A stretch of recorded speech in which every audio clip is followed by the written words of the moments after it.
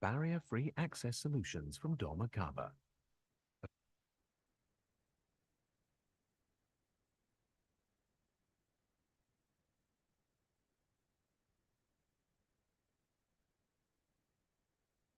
Many people experience that almost on a daily basis. For children, seniors, or people with physical limitations, doors are often the enemy. Getting through them often requires a lot of time, energy, and effort. Barrier-free design is essential for a person's independence and freedom, and now also legally required. With our products and solutions, we want to create an environment that is friendly, livable, and accessible for everyone. Whether in public buildings or a hospital, in hotels,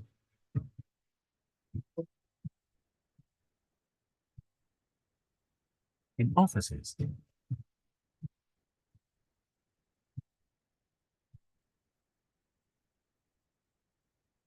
in your own four walls.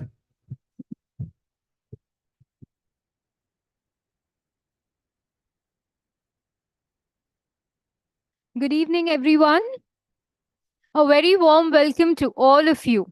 On behalf of Architects and Interiors India, thank you so much for joining us today for an evening that promises to be exciting and enriching. I'm Shiraz Khan and I'm going to be your host for tonight. I'd like to begin by telling a bit about this event. Architects and Interiors India's flagship property design debate is all about taking contested topics in the field of architecture and design. A phenomenal initiative. Design Debate is a multi-city event where every month we head to an exciting new city. We've conducted over 28 editions so far, and we've traveled across the country. And for our 28th edition, actually, we headed to the sixth most populous city of India and one of the largest producers of cotton, Ahmedabad. So here we are introducing Design Debate's brand new theme, Monumental Architecture versus Inclusive Architecture in a city known as Ashwal in the 11th century and later renamed and developed by the Sultan Ahmad Shah I and now declared as UNESCO World Heritage City. You will be hearing a lot more about the theme from everyone present here tonight, so I won't take up much more of your time. We have a lot to celebrate here today as some of the most absolutely brilliant names in the industry will soon be taking the stage. So welcome to this evening, replete with knowledge. And let us have a huge round of applause for Architects and Interiors India Design Debate event. So to begin with, Let me call on stage Mr. Indrajit Sauji, Group Publishing Director of ITP Media Group, the person who ideated and created this platform, to kindly deliver the opening address. Sir, can we please have you on stage?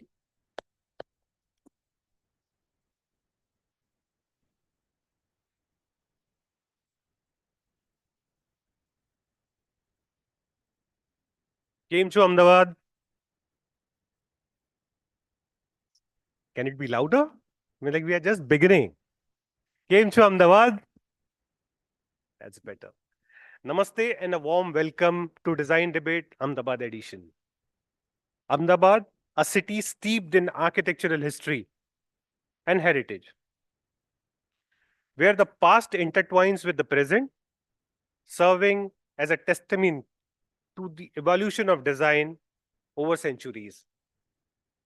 Tonight we gather to delve into the heart of architecture, navigating the interplay between monumental architecture and inclusive architecture, striking a balance between grandeur and accessibility. Ahmedabad, with its rich architectural tapestry, offers a myriad of insights into this disclosure. From the ancient marvels of Adlat Stepwell to the contemporary brilliance of Indian Institute of Management. The city encapsulates the spectrum of architectural grandeur and inclusivity at the same time. As we marvel at the majestic structures that define Ahmedabad's skyline, we are compelled to ponder upon the imperative of accessibility for all. For what significance it holds if the grandeur holds, if it remains out of bound for a select few or a segment of a society. I extend my heartfelt gratitude to each one of you for gracing us with your presence tonight, infusing this gathering with your enthusiasm and intellect. Your participation enriches this dialogue, elevating to new heights. Tonight's debate makes a significant milestone as we bring the Design Debate Ahmedabad edition to this renowned city with architectural prowess. I commend each one of you for taking time out from your busy schedules and for being with us today and enlightening us with this mammoth topic of monumental architecture versus accessibility. We started this design debate back in 2022 from this very city of Ahmedabad, and we were fortunate to have the blessings of Sri B.V. Doshi. And with his blessings, we started a journey that has been one for fostering dialogues and challenging perceptions across India, with a special emphasis on smaller towns. We have traveled around 28 cities, igniting conversations and fostering a deeper appreciation for the art of architecture. I express my sincere gratitude to our curator and moderator for this evening, architect Bhadre Sutar, whose expertise has been invaluable in shaping tonight's disclosure. Thank you, Badriji, for your time, your attention, and making this event possible. A huge round of applause for her. I also extend my thanks to our esteemed panelists from the Doyens panel and the Next Gen panel for agreeing to be here today. A heartfelt thank you to our guest of honor tonight for taking time out and being here. Please join me in applauding architect Parul Zaveri, a legend herself. None of this would have been possible without the unwavering support of our partners. Ika Pidilite, thank you, Resh, for believing in us. Aluk, thank you, Subenduji. Dorma Kaba, our MCI Marble, and Blue Star. Your partnership have been instrumental in bringing tonight's event to fruition, and we are immensely grateful to your continued support. While the physical capacity of this venue may be limited, and we are sorry we have to close the registrations yesterday, but the spirit of our disclosures knows no bound. We have extended the reach tonight's debate through live streaming of this event. We are live on YouTube, and the link is available on our website to log in. Before I pass on the baton to Shiraz, let me provide you a small glimpse into the endeavors of ITP Media and the profound impact we aspire to make in this realm of architecture. Amrita, can I have the AV, please?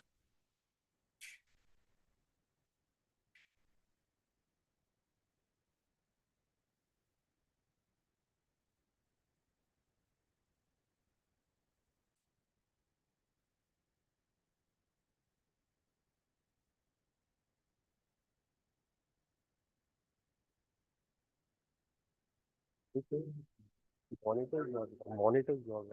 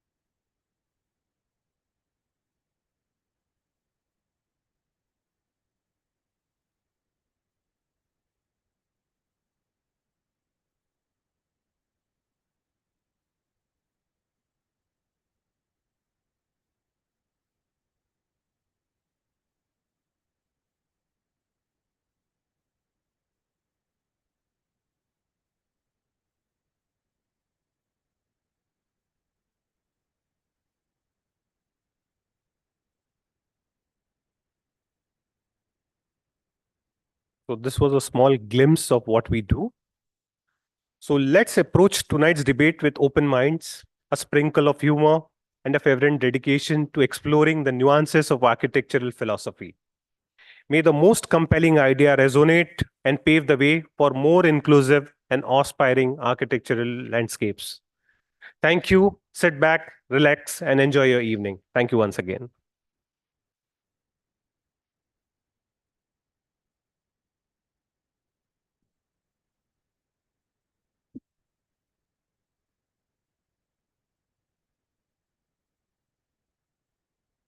Thank you so much, sir, for that heartwarming speech.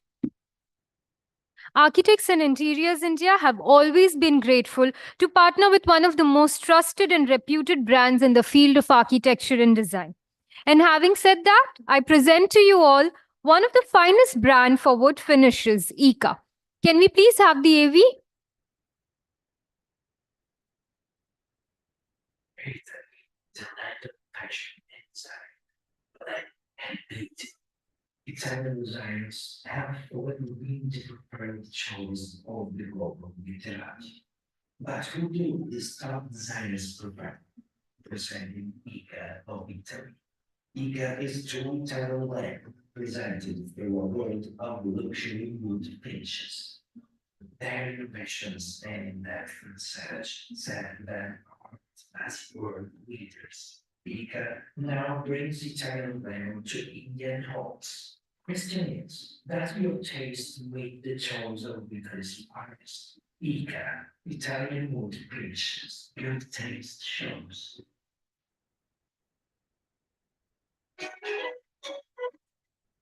Thank you so much, Team Ika. I would now like to invite Ms. Khushbu Sharma, brand manager, to kindly come on stage and present further about the wide range of wood coatings and finishes by Ika.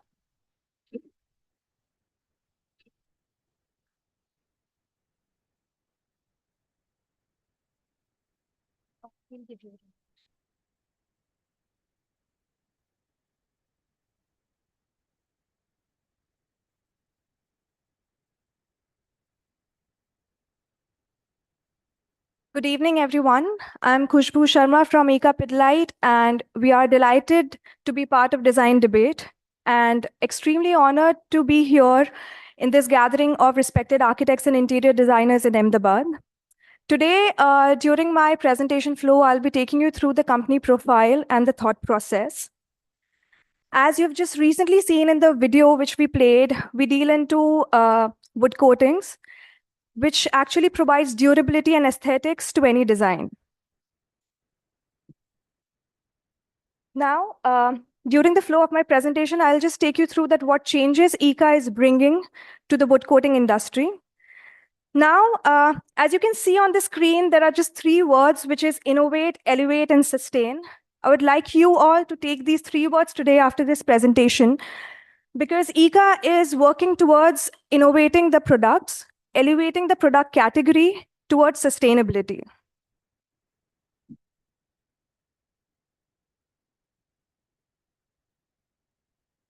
So ICA has been into wood coating industries over the last 50 years. And in India, it has been into a joint venture with Pidilite Industries. Now, being part of this industry from last 50 years, it has been, it started its product innovation from polyester to now innovating its category into water-based finishes.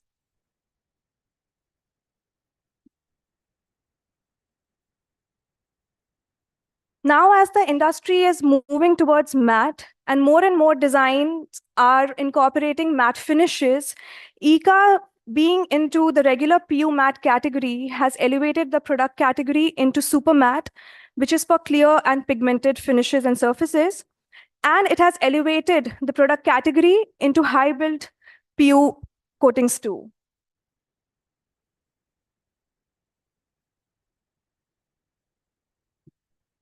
So these are a few properties of S-matte, the super matte, which is anti-glare finish, which has got less than 5% gloss level, anti-fingerprints, which leaves no impression when touched, soft velvety touch, and self-healing properties for hairline scratches. The next properties we'll talk about is Protector, which is the high build PU, where it's a 3x higher build in comparison to conventional PU, 4H scratch resistant, longer durability, and it's available both in matte and gloss.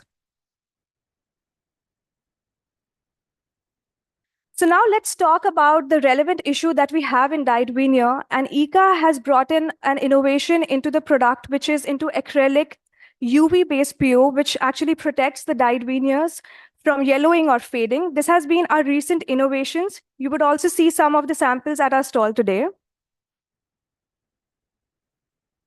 Now, let's talk about the hot topic, which is sustainability, which is very relevant. Everybody is talking about it, but how many are doing something about it? So ICA has been innovating and elevating from the solvent-based wood finishes to water-based finishes, and we have all the possible finishes in this category. Most of the countries in Europe and US have actually taken the market share from 4 to 7% in water-based to 40 to 45%, where India has been right now at 5%, which is growing exponentially every year. These are few benefits of the water-based, where it talks about the low VOC, stain and scratch resistant. It is anti-yellowing properties, where it has no harmful chemicals. It has higher coverage, higher elasticity, and low odor, which all leads to the green product. So as we're talking about water-based, so I would just like you to introduce our brand, ICA's brand into water-based, which is called Aquabella, which is, we say that it's a full home solution for all brands, which has got the properties into interiors open pore finishes, interior closed pore finishes, into some unique offerings, which is into flooring and parquet, and also being the only brand in the industry which has got 2,000 plus matte shades also in water-based category. And because we're talking about the full home solution, we are also part of the exteriors into the water-based category. So now something which gives us at ICA a lot of confidence in talking about sustainability is the grandeur project that we completed in this country, and which is the Parliament, the Indian Parliament, where we have used the Aquabella finishes, specifically the nature wood. So now, standing here in Gujarat, and there are many people in this gathering who have already contributed a lot in adopting the water-based finishes. And I'm sure post this presentation, there'll be a lot of takers of water-based finishes, and that will help us in the sustainability movement that ICA is looking forward to. That's it. Thank you.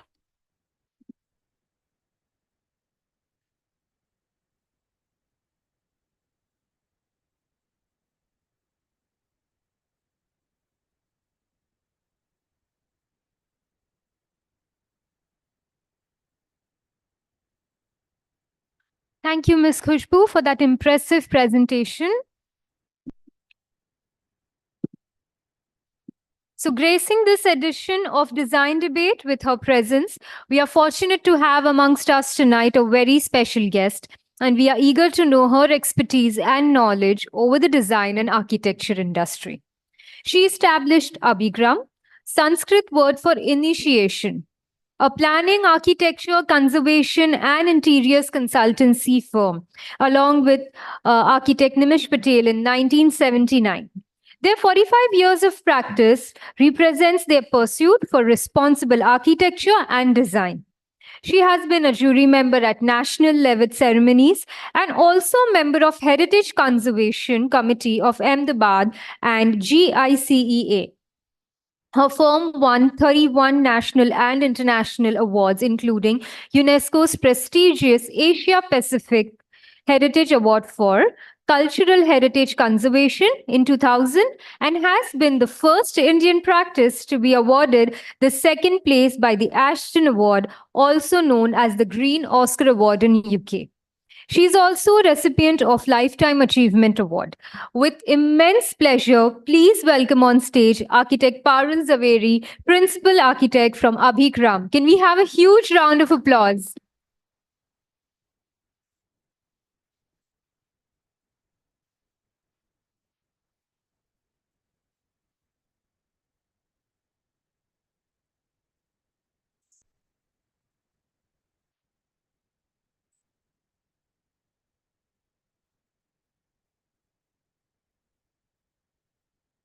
This is also working.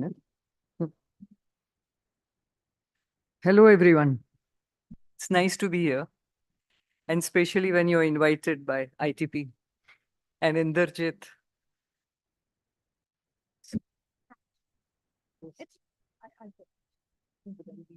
I'll just put it off now.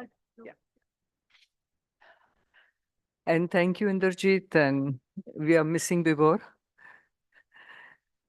And thanks for coordinating with me and pushing me to do things. Thank you so much, Shiraz. Well, I was told about monumental architecture versus inclusive architecture, and I got a huge long note about it. So I said, well, can I talk about something else about monumental architecture that we don't know, or we all know, but we have been exposed to it, but some details which we understood from monumental architecture and applied those principles in other contemporary works or in our conservation works. And Shira said, we'll be very happy to do that. You please go ahead and do that. So let me talk about, our childhood experiences and exposure to various villages, historic cities, towns, religious places, etc. And then growing up, say, in Ahmedabad and Nimish in Mumbai, we went to study in architecture. Those were all traditional buildings earlier, ones where we traveled or stayed. And the newer buildings, we found them to be uncomfortable in climate. They were not really climate responsive. They were beautiful to look at, no doubt about it. Studying at Sept and worshipping all the masters that we worshipped.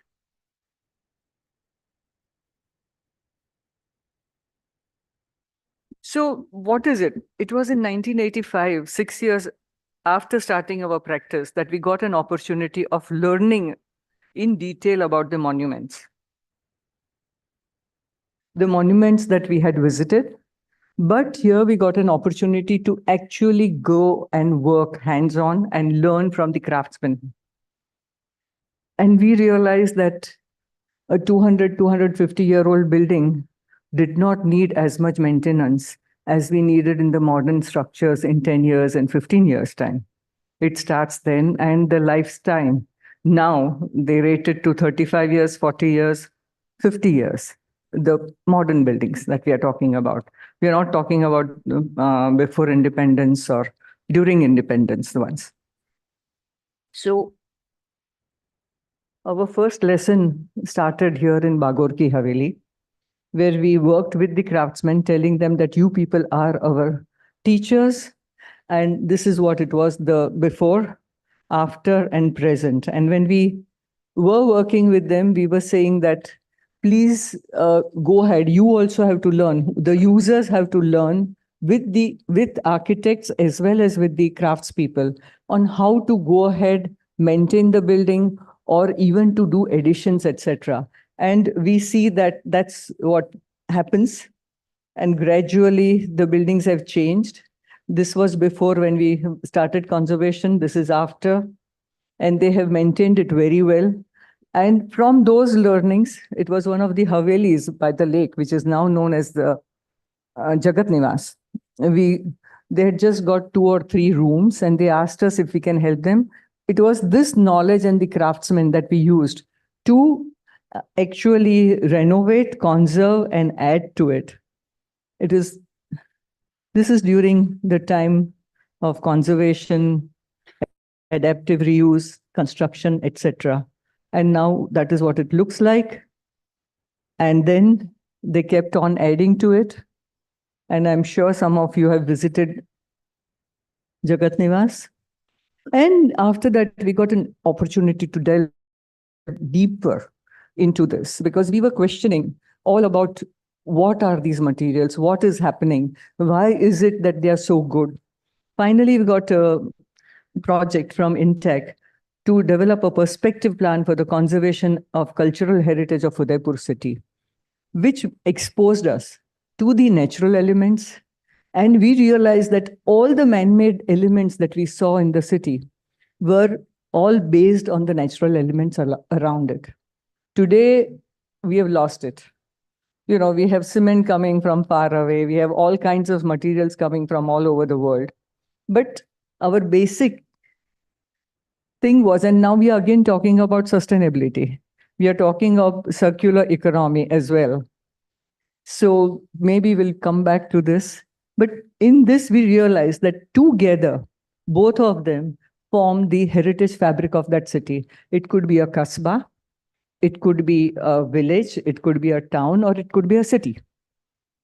But together, and the minute one of the, like in our fabric, one of the threads starts, breaking up, the heritage fabric also starts breaking up. So from here, we got an opportunity to get involved in Amer, and which is the cradle of Jaipur, and that is the Dhundar region.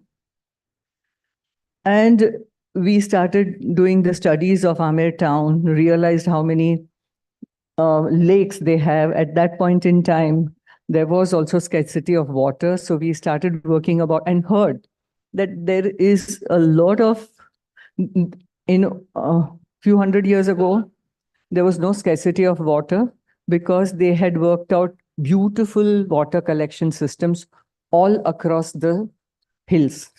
So with some students from Australia, India, and our staff, this is what we did. We studied how the water was collected, from where the water came. This is the Sagar Talav, upper and lower. This is the Mautha Talav. Those are the Sagar Talav. They collect water from all this. There are water channels that you will see.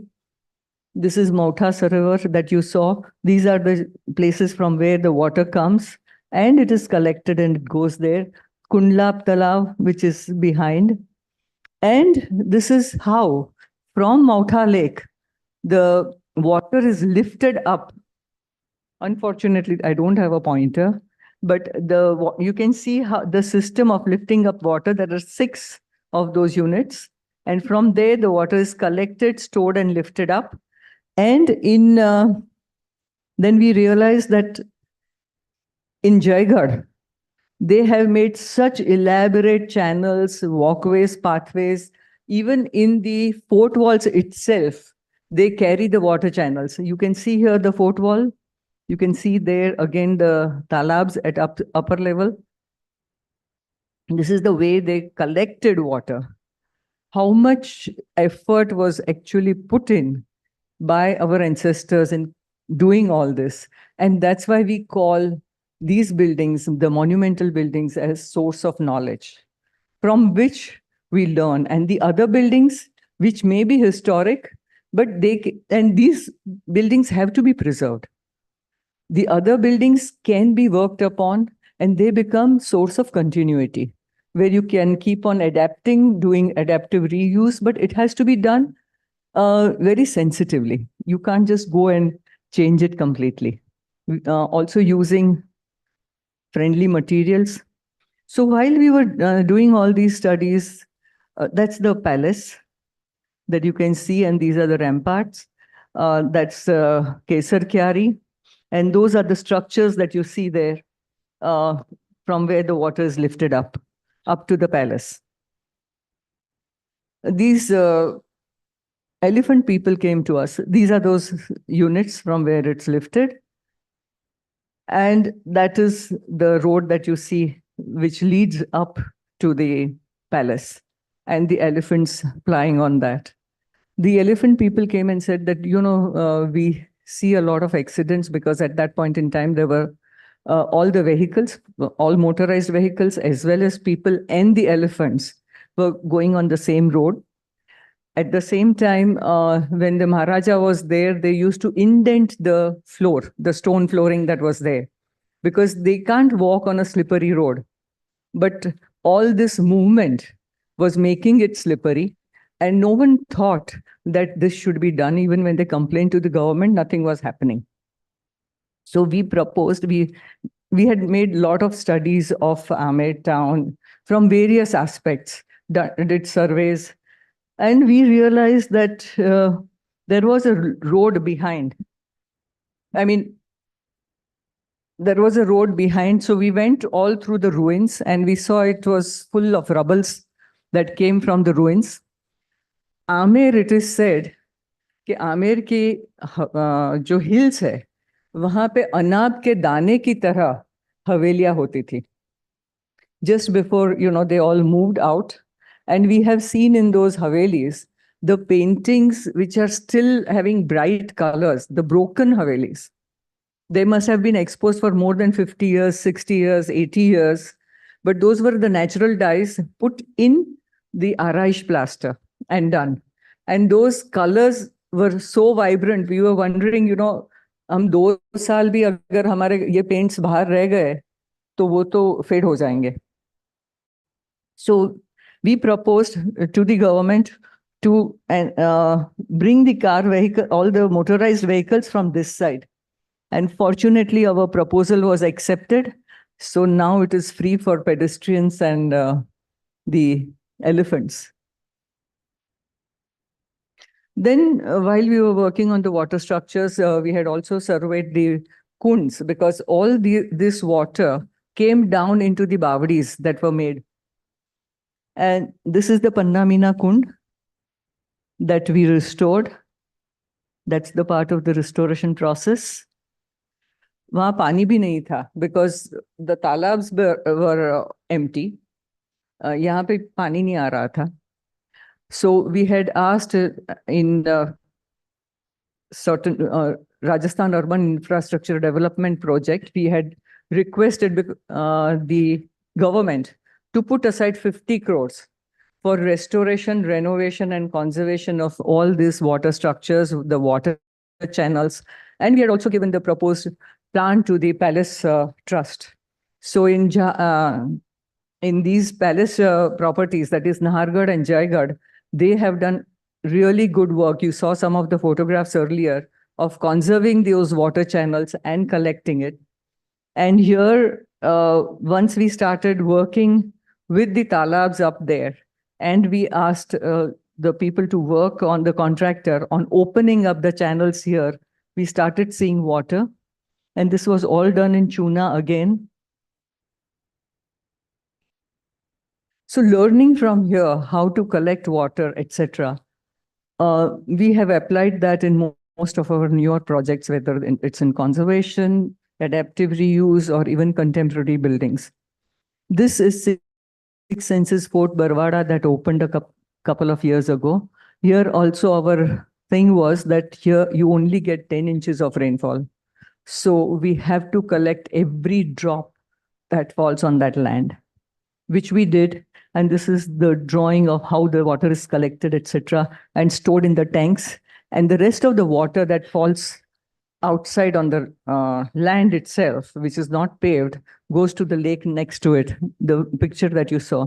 All these are water collection channels. It's all collected from there. And the landscape designer has really done a very good work of making it look so beautiful.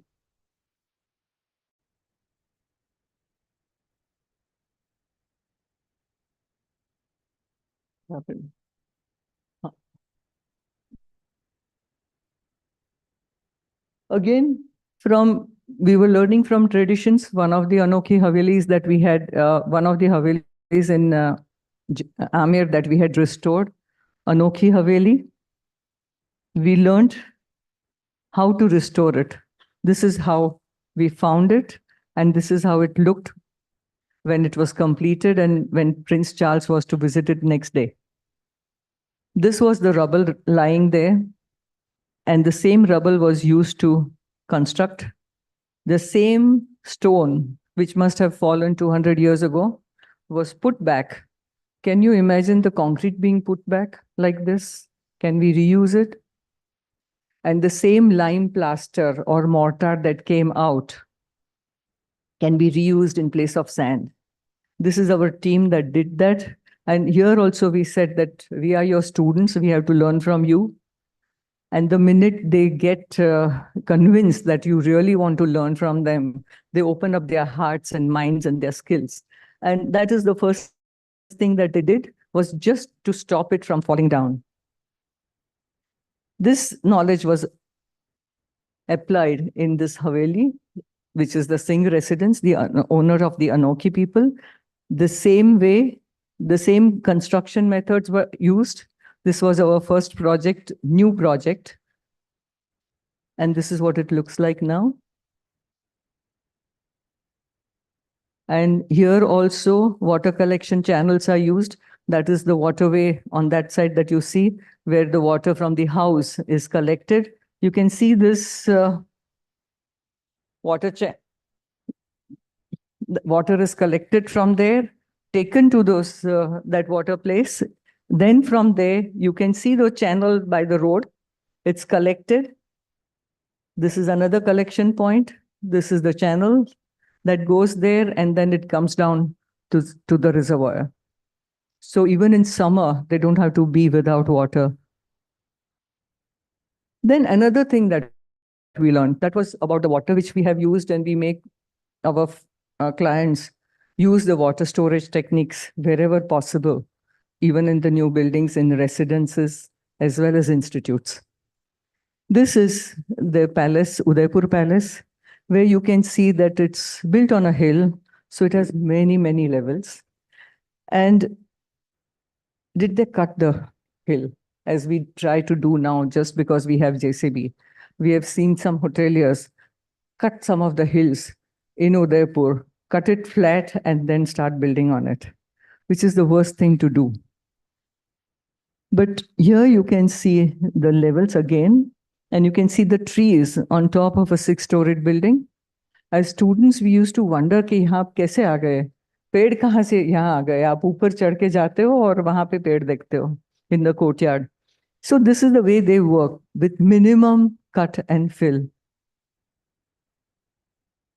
You can see, so, and hence you see so many levels, and that is what creates beauty. So when we worked on the Audi in Kumbhalgarh, that's exactly what we did. For Ramada Inn in Udaipur, we worked with the levels. And those are the strict instructions that we give even to our landscape designers, that you're not supposed to cut, you're supposed to use local species. That's what we said for Six Senses designer, Savita Punde. And they won an international award for landscaping on that just recently. Again, the palace and the adaptive reuse. And what we learned from the palace, how to work with the contours, how to work with the hill was applied here. You can see that was the lowest level. That is the lowest level.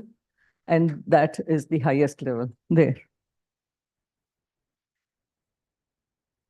These are the rocks that which were very hard rocks, so we had to avoid those. We had to avoid those rocks, and that was our condition, that minimum cut and fill with Mr. Oberoi, as well as you have to preserve as many trees as you can. And we have to just cut for every one tree that we cut, 10 new ones have to be planted. Like the palace. Here again, cut and fill was minimum. That's the section of Uday Vilas.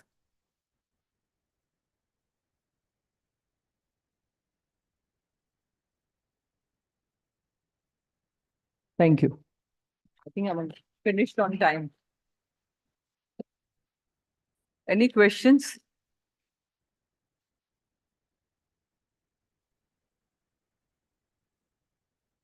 Any questions?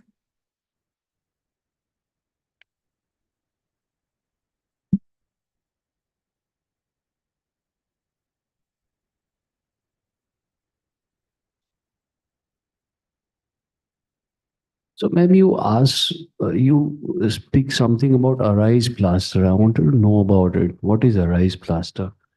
Arise plaster is when you slake the lime for a long time. Oh. And every region has different additives that are done to that lime, any lime, whether it's for mortar, it's for plaster, or it's for Arise.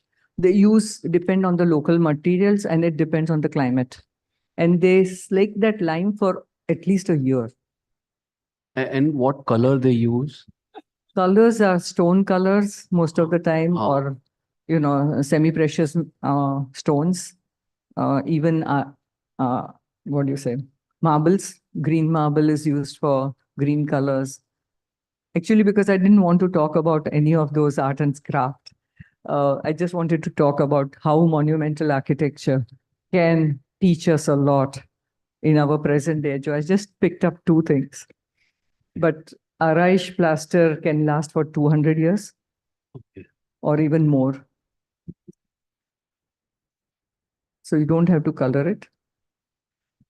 Imagine the amount of energy we will save. I know so many manufacturing units will shut down. The present modern industries will shut down. But isn't that required?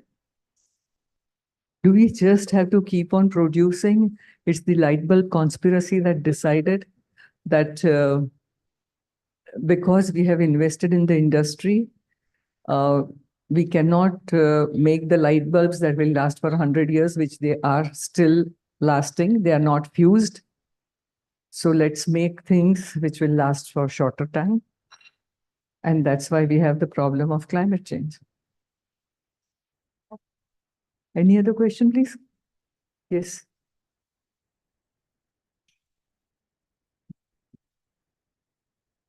Hello, ma'am. I am Manoj. I just want to know how do you bring down the scale of monumentality to the house level, because that is Basically, what you learn is the principles of design, also how they reacted, how they planned, whether it was a palace or a haveli, or a large haveli or a small haveli. The principles of design remain the same in that climate. Right. Whether you see a Mysore palace, or you see Udaipur palace, or you see palace here in Jaipur, or anywhere. We have done so many measure drawings of so many palaces, whether it's Bundi or other places.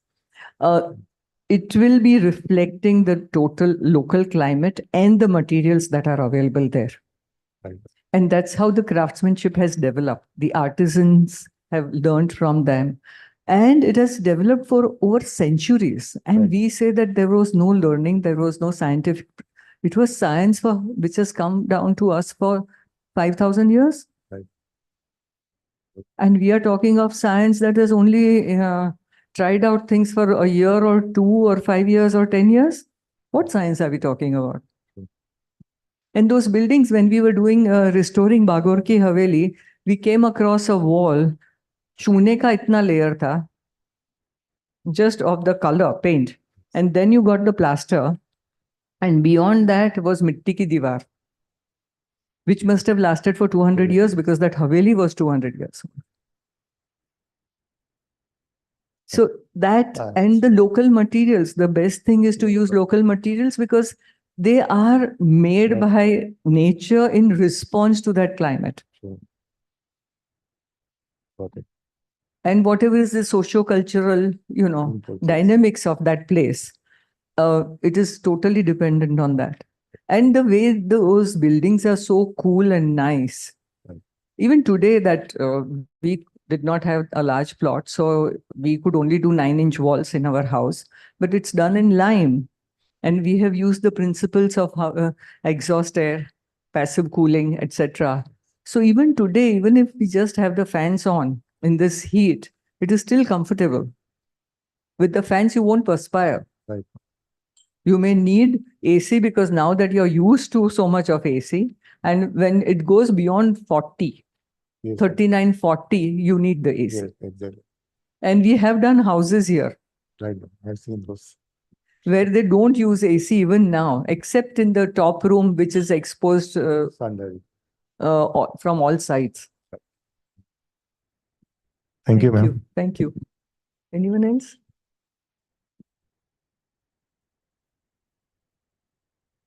So, it is essential that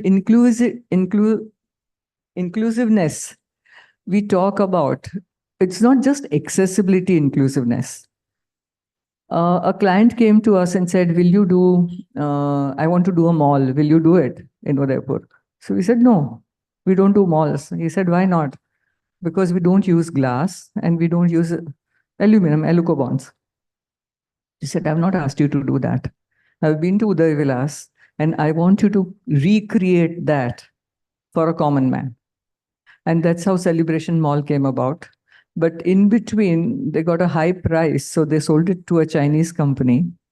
So a lot of fountains which were put in there went for a 6. The heights of the floors also, they wanted to use as much FSI as they could. So instead of 10 feet clear, it came down to 8.5 feet clear. But at least that's one of the malls I'm told that is still running. And people really go to it. Weekend also becomes a place for people to travel. Someone told me they are about 15, 20 kilometers from there. So every week, the child wants to go there. Anyone else? Anything on water? No? Water, contours. We all want to cut it, nahi? फटाफट JCB आएगा काम कर देगा. Yes. Monumental structures like you are doing in the lime plaster and old construction technology with applying of new RCC constructions.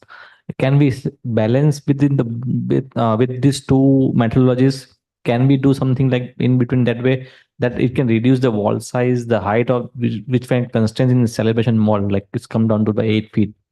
So can it be balanced, like See, behavior what you of can do is you can do a frame structure, knowing very well that it's not going to last for long.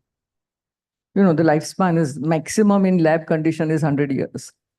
So this is going to be 30, 40, 50 years max. But your walls can be made in lime mortar, lime plaster.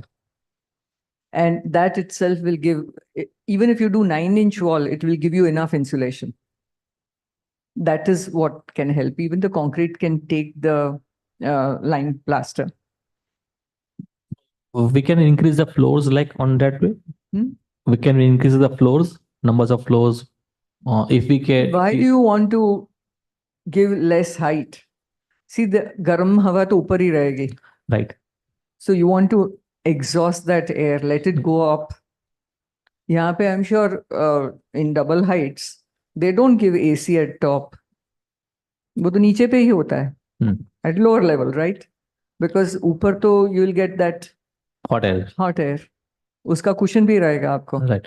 So my question is about to increase the numbers of floors on particular. If we Why? avoid it, Why? because if Why? it constrains the space in the city, like we can have a very much space constraint. In So the can first increase- place, I'm against expanding cities. We'll have Bangalore everywhere, repeated everywhere. We don't conserve water. We fill up all our lakes. During earthquake in Ahmedabad, most of the buildings that fell, I think 30, 31 buildings, am I right? Praveen bhai, right? Yeah. Yeah. So all of them were on filled lands and some on the lake land. So I'm just waiting when we get an earthquake like one abhi kiska hua? Taiwan. Taiwan. 8 How many buildings will fall? Are we as Numbers. strict about Right. bylaws? Are we using that kind of steel? Are we using that kind of concrete? In the first place, why can't we develop our villages? Our villages are so close by. I think I've said this from this platform quite often. That they're 3 kilometers away, 5 kilometers away, 6 kilometers away from each other, maximum 10. And as it is, Ahmedabad has engulfed so many villages. Every city engulfs villages, right? And they expand. But why can't we develop those villages so that they get their food? What happened to us during COVID? Where did you get your vegetables from? Where did you get your milk from? From that. So why are we so short-sighted? Amer was self-sufficient for 2 years of siege. They didn't have to go anywhere. They had food, they had water storage tanks, they were huge. I didn't show any drawings because I wanted to keep my presentation very short. They have huge tanks that can have hundreds and hundreds of liters of water in various places. Why? So that if one tank is poisoned, agar koi aa bhi gaya, unke wahan se, and poisoned one tank, you still have more tanks. Do we think of that? No. And you think we will not have any wars? The wars will be different. So why are we so short-sighted? And if you see any of these cities, any of our old settlements, they're so far-sighted. They think of few hundred years. This is what we learned from Arvind Singh ji and other royalties that we worked for. That itna to sochte hi nahi the, wo to kitne generations, and our tribals also think that way. 7 to 9 generations down that, what will happen? How will it impact? हम तो 5 साल में ही है ना, 5-year plan. फिर जो होना हो. But don't you realize that your children will curse you? Because they will not have water. A scientist like Abdul Kalam has predicted that. We are seeing that in Bangalore. Next is Pune. Ahmedabad is not far away. Why? I have seen some of the students, architects who are disillusioned. They go and work in villages. I think one of us Ojas, who is here, Ojas Hirani. He was doing training at our place. And we used to tell all of them, if you came from village, go and work in your village. And go and you will find enough projects. Didn't you really have a roaring practice before you graduated? You are not the only one, right? Sanjay Shah was another one. And quite a few people, when they went back to the village and they started working, they were able to do that. And even today, the people in the villages, the farmers are grounded people. Anything else?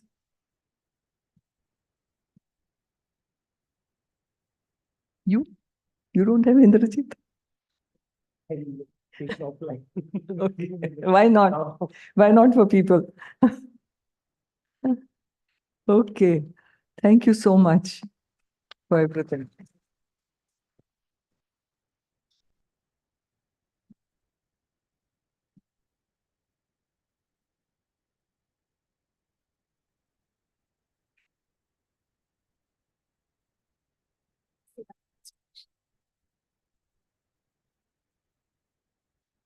Thank you so much, ma'am, for sharing your thoughts and ideas with us. It was really a pleasure to have you on stage and hear you and know about your projects and how you worked on it. I believe everyone here has been astonished, but not surprised to see such great work that you've done. I would now like to invite Mr. Indrajit Sauji, Group Publishing Director of ITP Media Group, and Mr. Viresh Malan, Chief of Sales from ICA, to kindly come on stage and felicitate our dear guest of honor.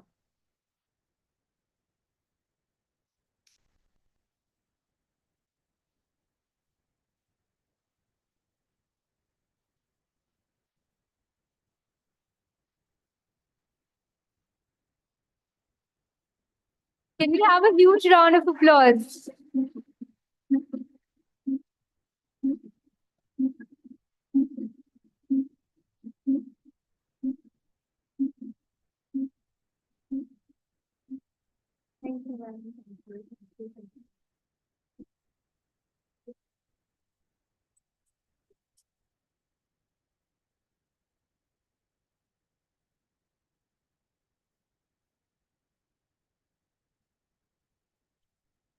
Dwelling further into the evening, we would now like to acknowledge yet another partnering brand that is a global leader in providing aluminum facade systems, LUK.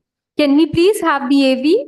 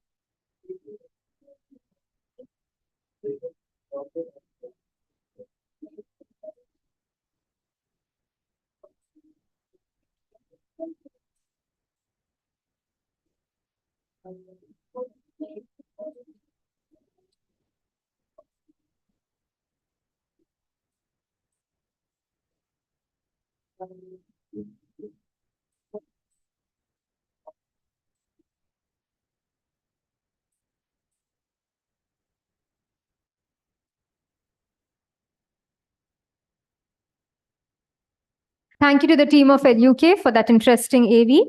I would now like to invite Mr. Subhendu Ganguly, Managing Director, to kindly come on stage and present further about the advanced range of facades by LUK.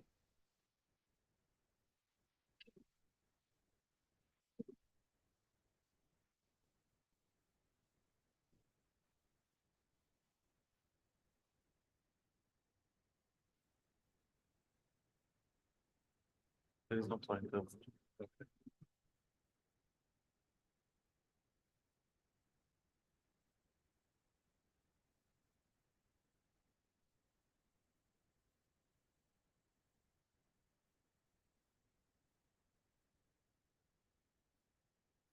Distinguished guests in the audience, eminent panelists of the evening. Ladies and gentlemen, good evening. The heart of architecture is quite big, and possibly today's debate about monumental versus inclusive architecture is quite complicated, and jury is still out on there. These are thought-provoking subjects, and I have only 10 minutes to talk to you. So I don't want to deal with that tonight.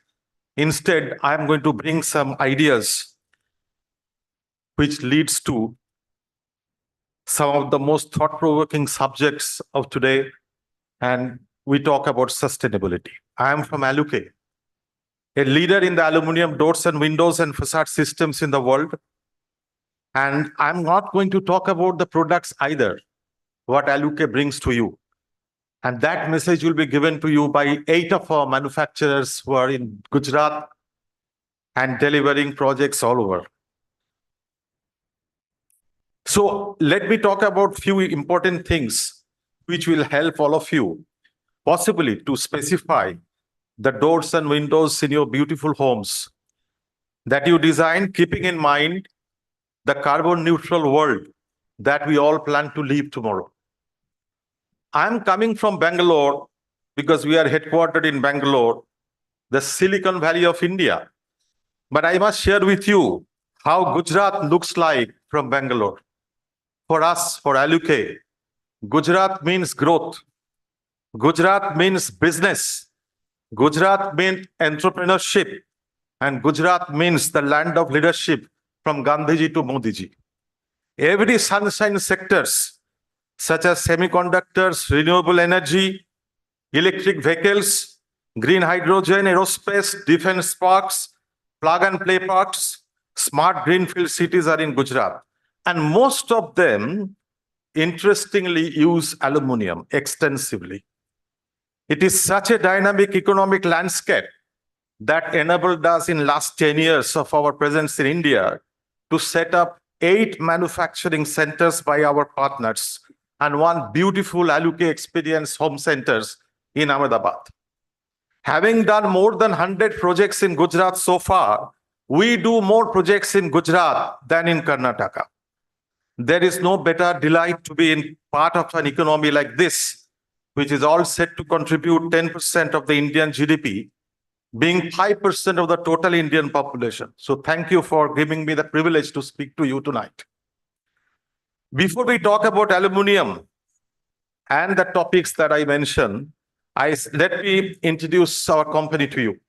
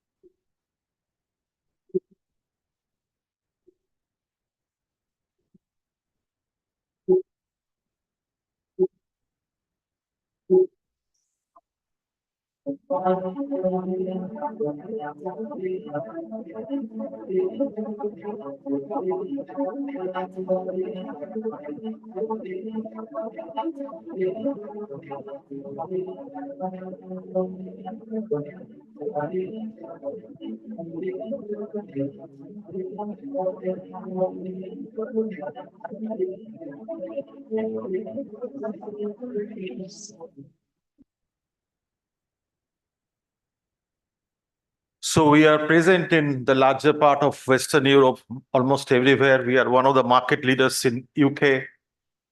We are in China for last 25 years. We are in Dubai for last 10 years, serving the GCC countries. We are in India for last 10 years. We are also in US and also Southeast Asia, now in Brazil. So we have more than 12 business units now with 3,000 clients, and we are headquartered in Luxembourg. We belong to the larger Health Feeders Group with a turnover of 720 million euro. And since we are also in real estate in France, in Paris, we manage about 900 million euro, almost €1 billion of real estate assets. We understand this sector of the business very well. We are in the existence for last 71 years. We also have 110 megawatt of power coming from our own solar installations. So that's the larger Valfidas group where Aluke belongs. As far as India is concerned, we are 10 years old, as I said. We have more than 3,500 clients, 130 manufacturers all over India, more than 4,800 projects. We are headquartered in Bangalore. And as you see, we have experience centers starting from Jammu to Kanyakumari. Even in Sri Lanka, we are one of the market leaders.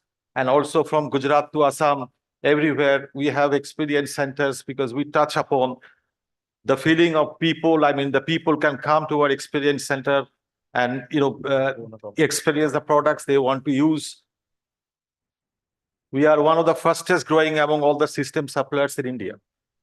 Now, the most thought-provoking subjects that will help you to specify the right material of the doors and windows, of course, aluminum, because aluminum is sustainable. My previous speaker spoke about sustainability, and today we all talk about sustainability because it lives on. We are looking for living on for the green future. Aluminum is a material. We are talking about circular economy, a material where loop is never closed. Today, what you use for doors and windows comes back to you, maybe in the form of an aluminum can. Tomorrow, when you dispose that, it can come back to you as an aluminum foil because it is remelted and produced in another shapes and forms. So life cycle never ends. In fact, the life cycle of your windows are more than the life cycle of the building that you make. And that's how the approach is cradle to cradle. Aluminum never goes to grave. And that's the biggest definition of sustainability. It is continuous in life cycle in different forms. And to your surprise, 75% of the total metal produced since the discovery of aluminum is still in productive use in the world today. And recycled aluminum use only 5% of the energy that is required to make the virgin aluminum. So to that extent, in the developed world, the only subject that they talk about is today how to use recycled material for aluminum windows, including the ones that is used as gaskets, accessories, and fittings. Now, aluminum is stylish and sympathetic. Stylish because you can give any shape to it. The architects and engineers are not always good friends because architects dream a lot, and engineers like us, we add the craftsmanship to your innovation to bring the product. So the challenge is quite big, but you can dream a lot with aluminum because aluminum is stylish, aluminum is sympathetic. It adds a very little weight to the foundation of the building. It is as versatile as any metal that you can find in the world. The painted and anodized surface of aluminum is absolutely hazard-free. It comes with a 25 years warranty and virtually unlimited design potential that you have.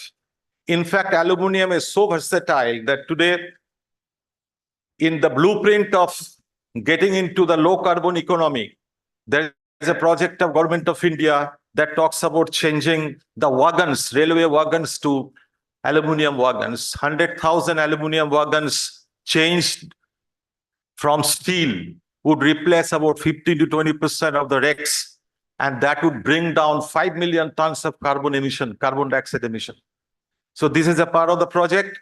In fact, the Tesla Model S car used 190 kg of aluminum because aluminum is the best metal to be used for the body and chassis of EV, which is very important for the energy efficiency.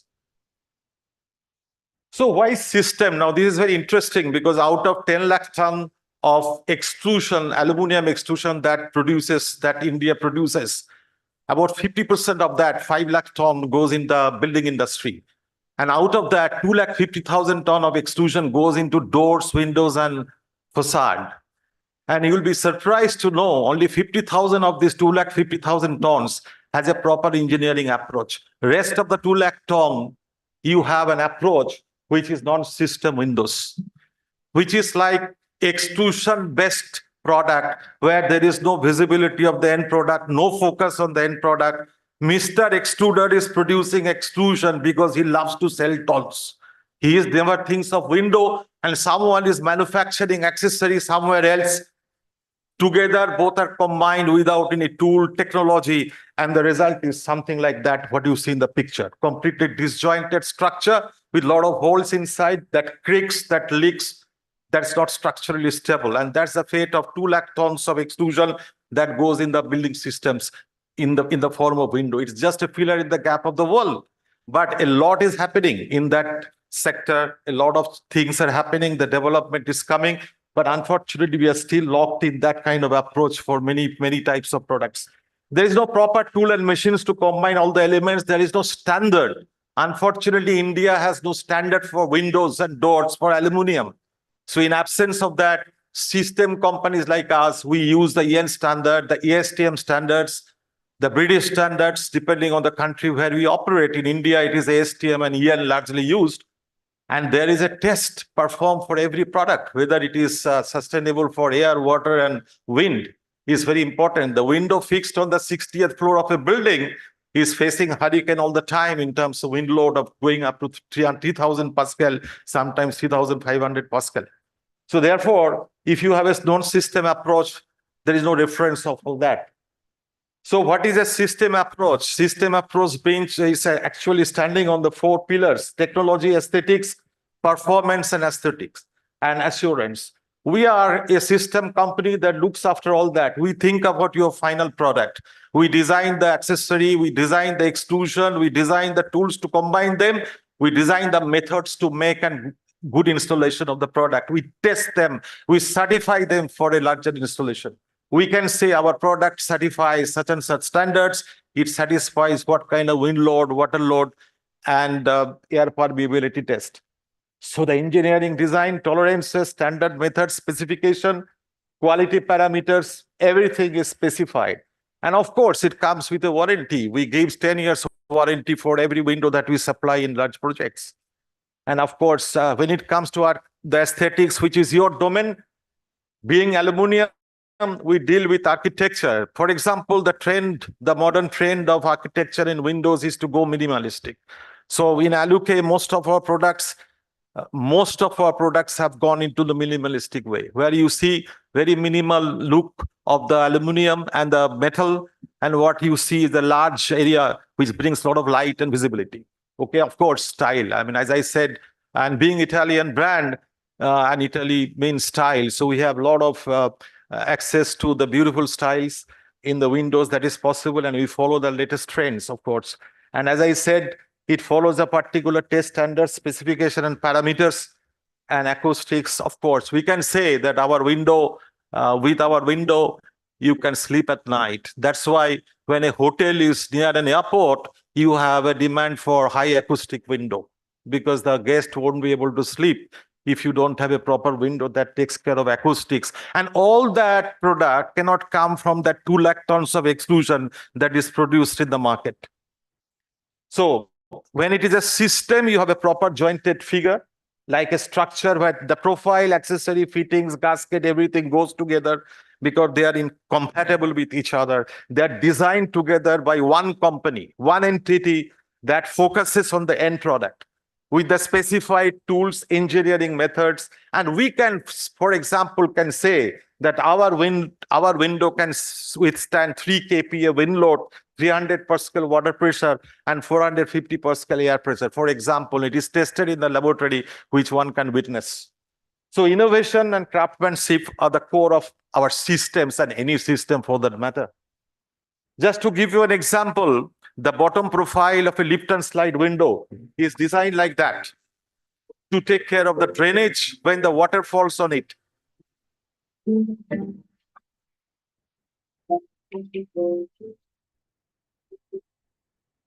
So this is an example of how detailed we go when we design the system. And there are few myths I want to clear you up on that. You know, normally some people say that aluminum is not as versatile as steel. In fact, aluminum is a metal, steel is an alloy. But jargon apart, aluminum is most versatile because it is the It has a very high strength to weight ratio. That's why your aeroplane and the most important aerospace structures use aluminum and not steel. Okay. And then aluminum product pose as a health hazard. If that was so, then your food would not have been wrapped in aluminum foil. Your life-saving medicines would not have come in pharma stocks, which are also aluminum, by the way. Thicker the better. This is a very interesting that even in government tenders we see the tenders talk about aluminum in the schedule of quantities as tons or kgs. For God's sake, how can a window be specified in rupees per kg?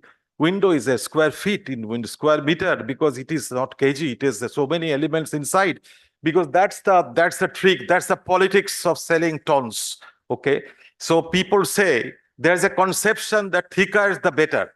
Thicker is heavier for sure, but thicker cannot be better. We are engineers. If you have a good shape that gives you a proper distribution of weights along the principal axis of the shape, you have a better moment of inertia, you have a better section modulus, you have a better section, which is more stable. So thicker is heavier, may not be the better. Our inspirations are our projects, and in fact, in Ahmedabad, we are represented by Classic Windows. We have two partners, and Classic Window has an experience center in the SP Ring Road. Is a beautiful experience center that I would invite all of you to visit.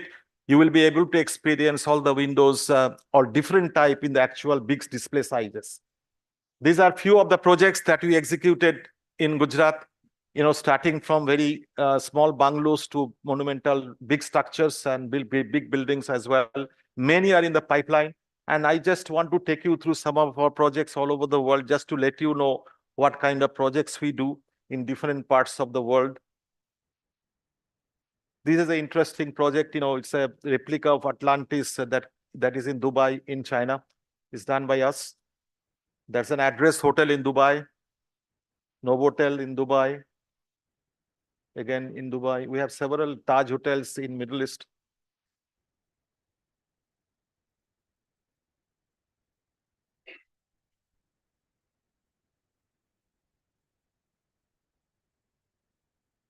Bangalore International Airport, first phase, the glazing, the facade is done by Aluke. This is a Maker Max City in Mumbai. It's a beautiful project of Clear Point in Colombo. We are actually, we dominate the skyline in Colombo. We have several tall towers. And this is a 55-story tower. Is just completed project in Colombo. ITC Gardenia is a platinum rated green building in Bangalore. All the windows are with Aluke windows. This is a solar dome in Calcutta. So buzzer is on. I have to quickly finish it, but that's about my presentation tonight. Thank you.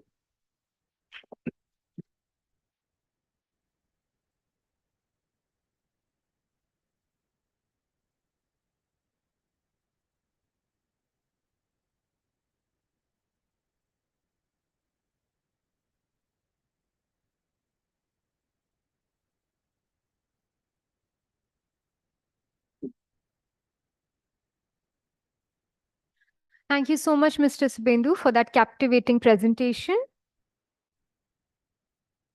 And before we continue further, we have amongst us a brand that has excelled in offering the best HVAC services, Blue Star. Can we please have the AV?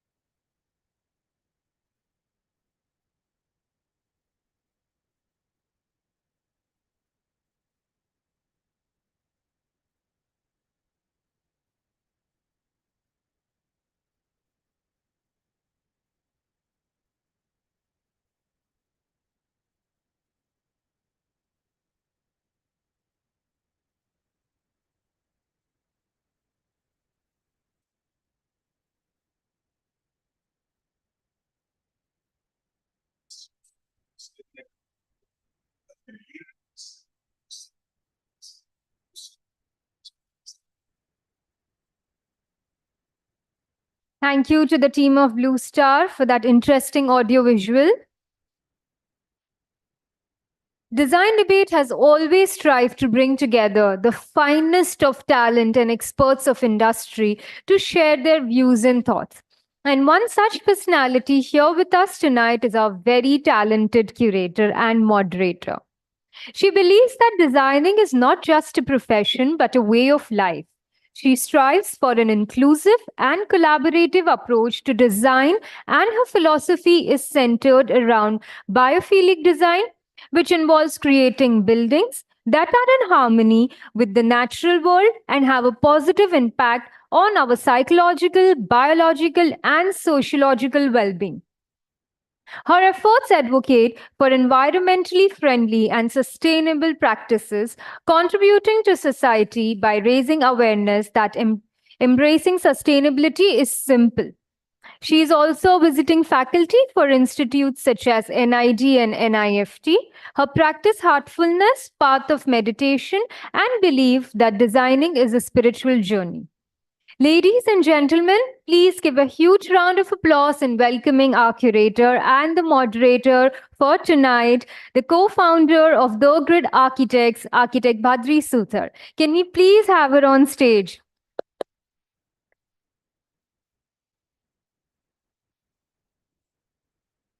Welcome to the show, ma'am. I request you to kindly address the gathering.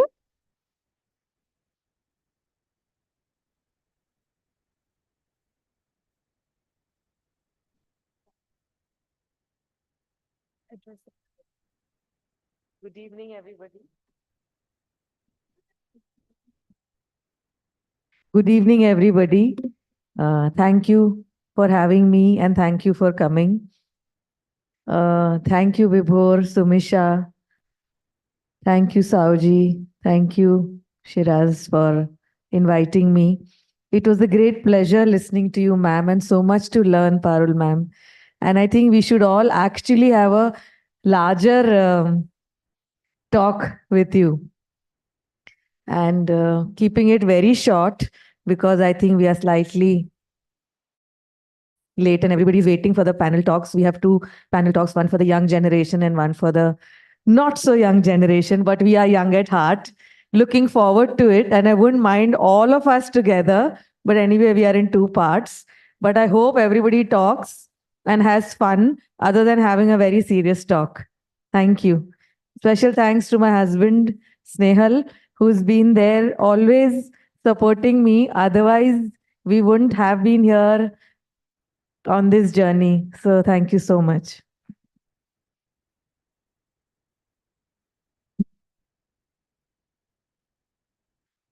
Thank you so much, ma'am, for your humble words. I would like you to please wait. I'd now like to invite Mr. Indrajit Sauji, Group Publishing Director of ITP Media Group, and Mr. Subhendu Ganguly, Managing Director of LUK, to kindly come on stage and felicitate our dear curator.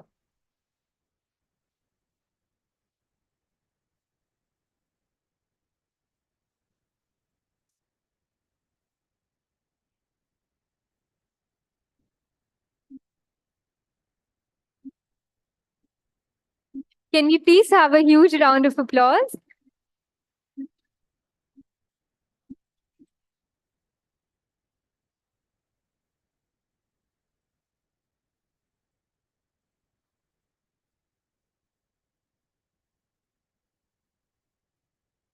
And as we move ahead, it's now time to have a look at one of the most renowned names in the segment of safety and security, Dorma Kaaba. Can we please have the AV?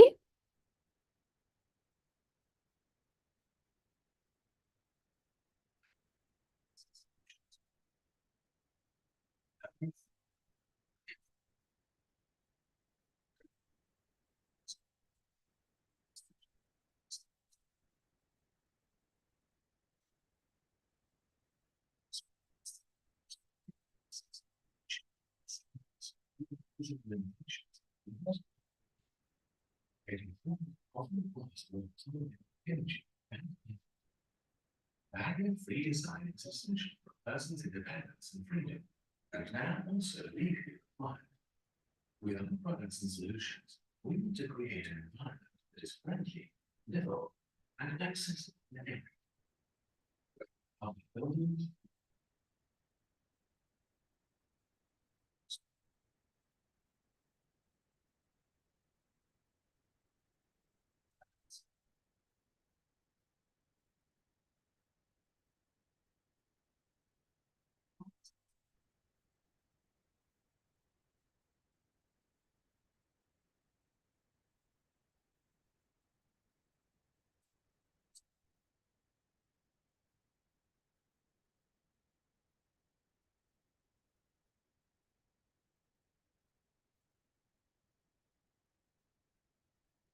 barrier-free world for everyone.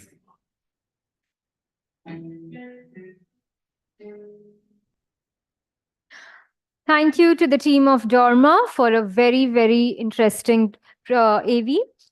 And I would now like to invite Mr. Sudhir Gurav, Manager, Architectural Specification from Dorma Kaba, to kindly come on stage and present further about the efficient access services.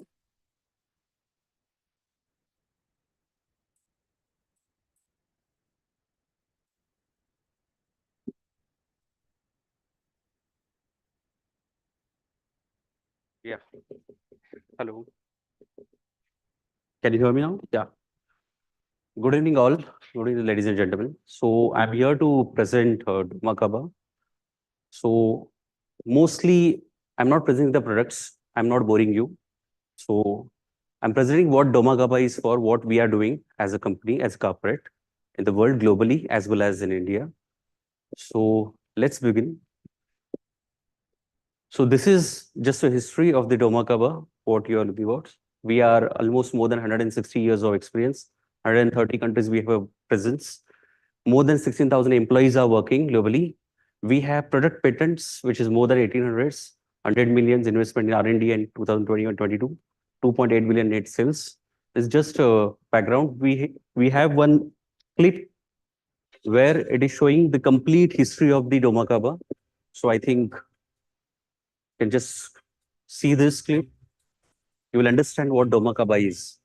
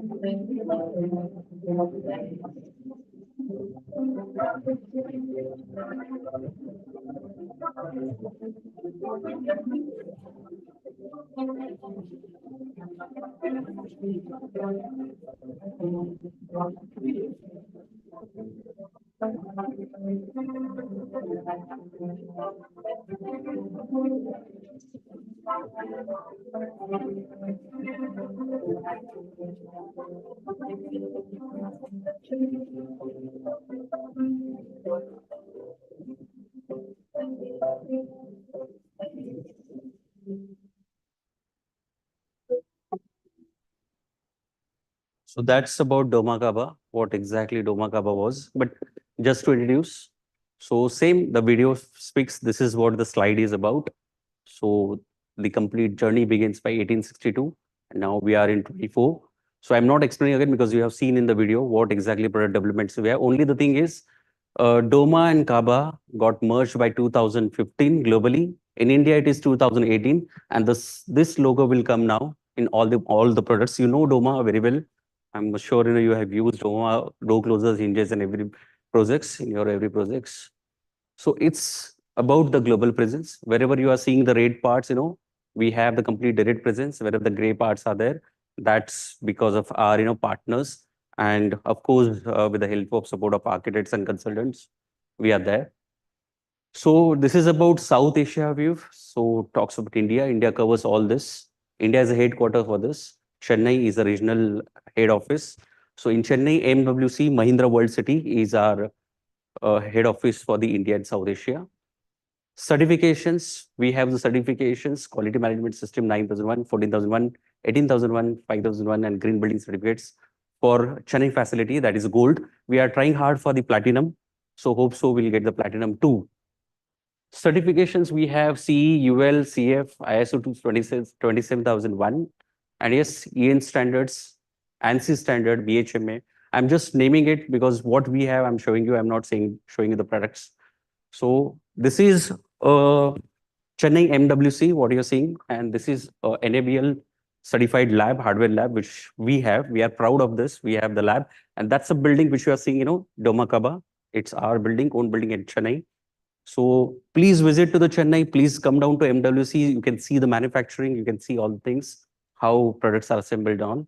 What is the world today and tomorrow? The trends which is defining now, what we are into, we are going to face, or you can say accept the challenges. The access industry is changing. I think you will be with me all these points which are written. So touchless access, which is increasing day by day, shift to the electromechanical, integrated and connected components. Everything we want integrated, conveniently, safe, secure, merger of access and flow. Okay, access as a service. Now, access is not a product, but is a service now. Mobile and biometric authentications. Nobody believes card also. Now everything is on mobile. So our purpose for every place that matters, because we are, where the community, we have to be there. Where there is a door or around the door, we will be there. Wherever there is entry, seamless flow is required, we are there. So that is our purpose, that every place that matters, we should be there. So that is what our vision, to be a trusted partner, not only with the projects, but everywhere. Wherever there is a door, we have to be there. So worldwide, for the safe, secure, and sustainable places where people can move seamlessly, because that is what everybody's vision is about for all the projects. So our offerings. So access reimagined. So now access is not a conventional access. So everything for the access solution is changing. The way is changing faster. And yes, we are enabling our customers to go with a modern hardware or modern access, which is reimagined. I'm not talking about the products, but you can always see the products which are, lying at the corner right now, which you can see the new products which, we are enabling with this. Integrated access for every stage of the building life cycle. And of course, the maintenance part of it, which should be low, and planning, facility management, everything should be integrated so that you can have the seamless flow again. So seamless flow for the safe and secure flow in each entries, whether it is hospital, whether it is home, whether it is airports, whether it is hotels, whatever. So we are thinking of seamless flow. Sustainability, which is a big, very, very, very big point, important point for our company, as well as for the world, as well as for every architect, every consultant, every individual, every corporates, every company. So that is what we are working on this. The way ahead is digital, believe it. So innovation-driven approaches, which is required, and every company is seeking for. We are also there, and as a leader, we are taking active role inside, and with the digitalization, we are enhancing our customers for the productivity and sustainability. How? Like EntryWorks is one of the platform where, we are helping them for the planning and installation of sophisticated access solutions. Resolve is a cloud platform. Argus Air sensor barriers for contactless and biometric security control. So just to give an example, if you go any airports, including Ahmedabad, so you're showing the tickets for the seamless flow. Immediately the barriers are getting opened with the wings and you are going through.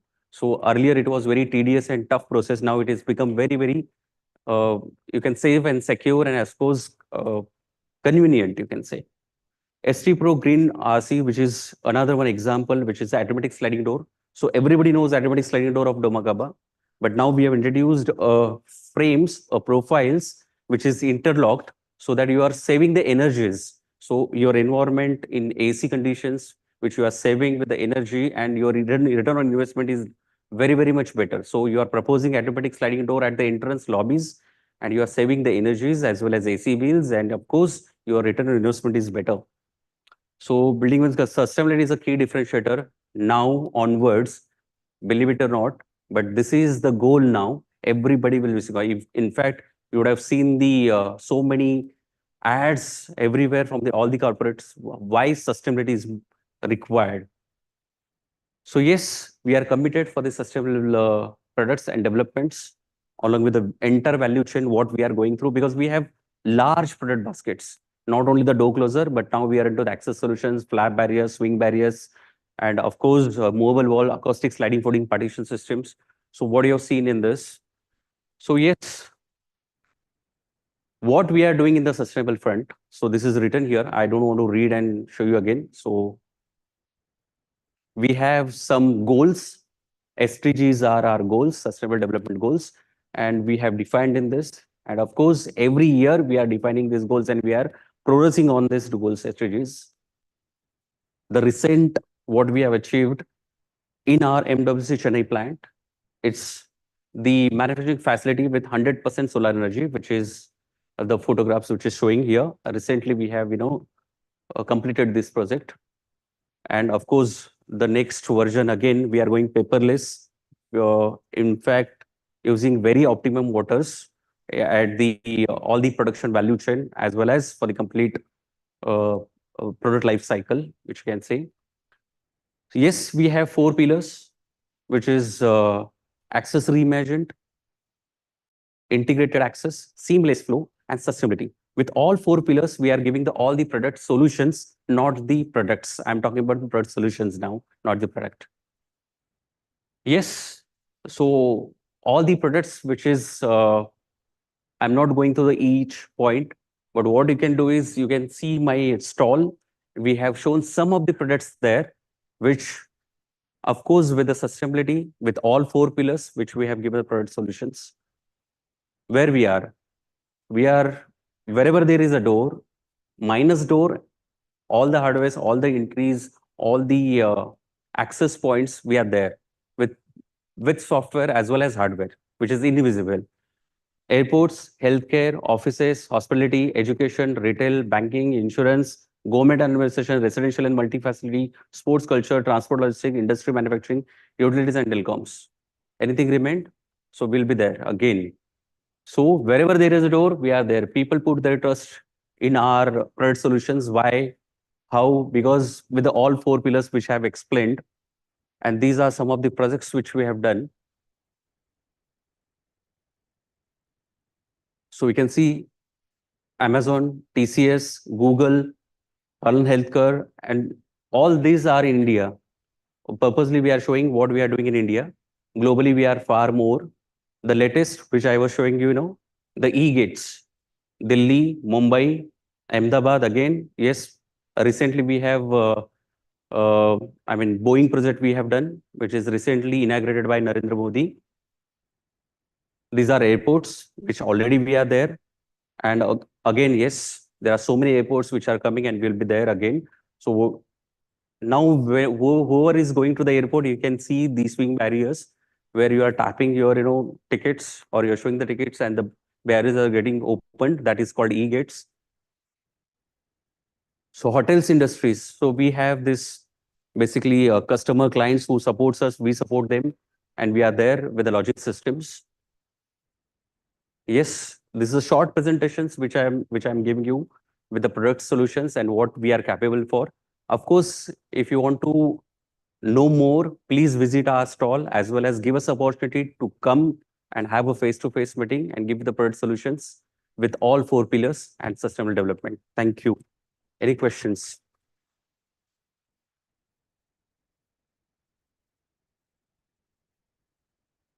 If any questions, or else please do visit our stall. Thank you.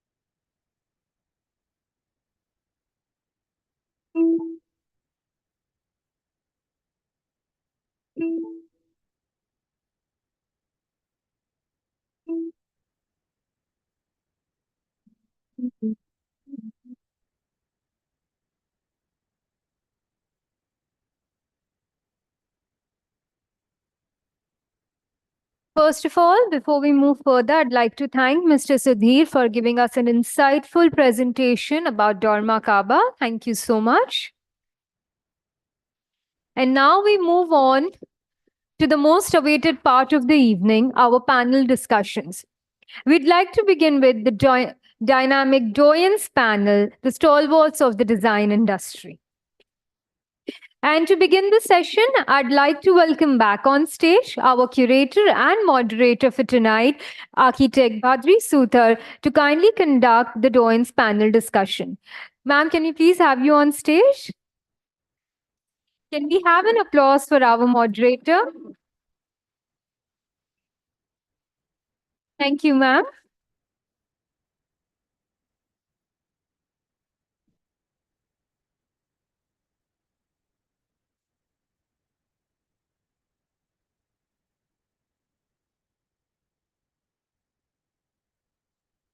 Good evening, everybody.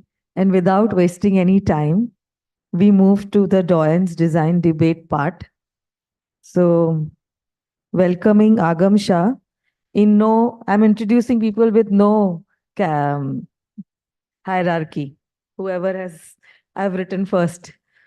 So, Agam Shah, principal architect at HM Architects, with a postgraduate from UK, specializing in green buildings and energy efficiency. Agam merges academia, research, and design philosophy. So please, can we have you on stage?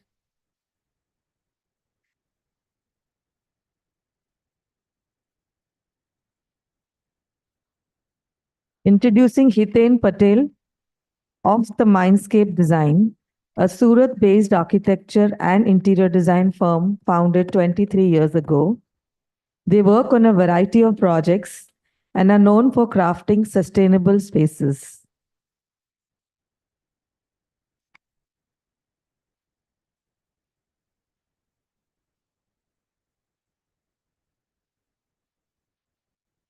We welcome Manoj Joshi, an architect, urban planner, and CEO partner at Hiren Patel Architects. His work include institutional projects like the Sri Kedarnath and Sri Badrinath Dham redevelopments, to diverse ventures such as Reliance Mall in Jamnagar, to residential, hospitality, and educational design. Rakhi Rupani, a passionate architect and planner at INI Design Studio. She has an experience of over 25 years. They promote design and sustainability by collaborating across diverse scales of projects. And last but not the least, Sachin Bandukwala, partner at Banduk Smith Studio, an architecture and urban design firm in Ahmedabad, India, co-founded with Melissa Smith. Their practice scales from interior design, landscape planning, and urban design, all the while emphasizing contextual sensitivity and meticulous attention to detail. And I thought you would be here at 5, as per yesterday's conversation. So thank you.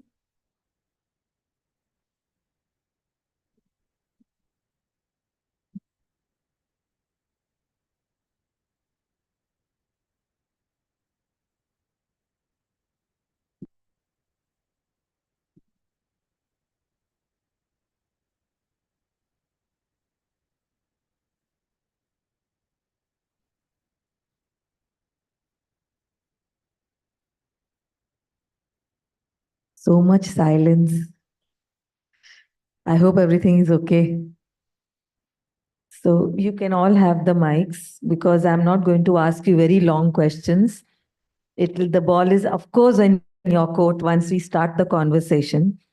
As we know, most of us are in an era where there's a lot of smart systems and phones and softwares and technology, and yet we often and most of the times take inspiration and talk about traditions and traditional systems.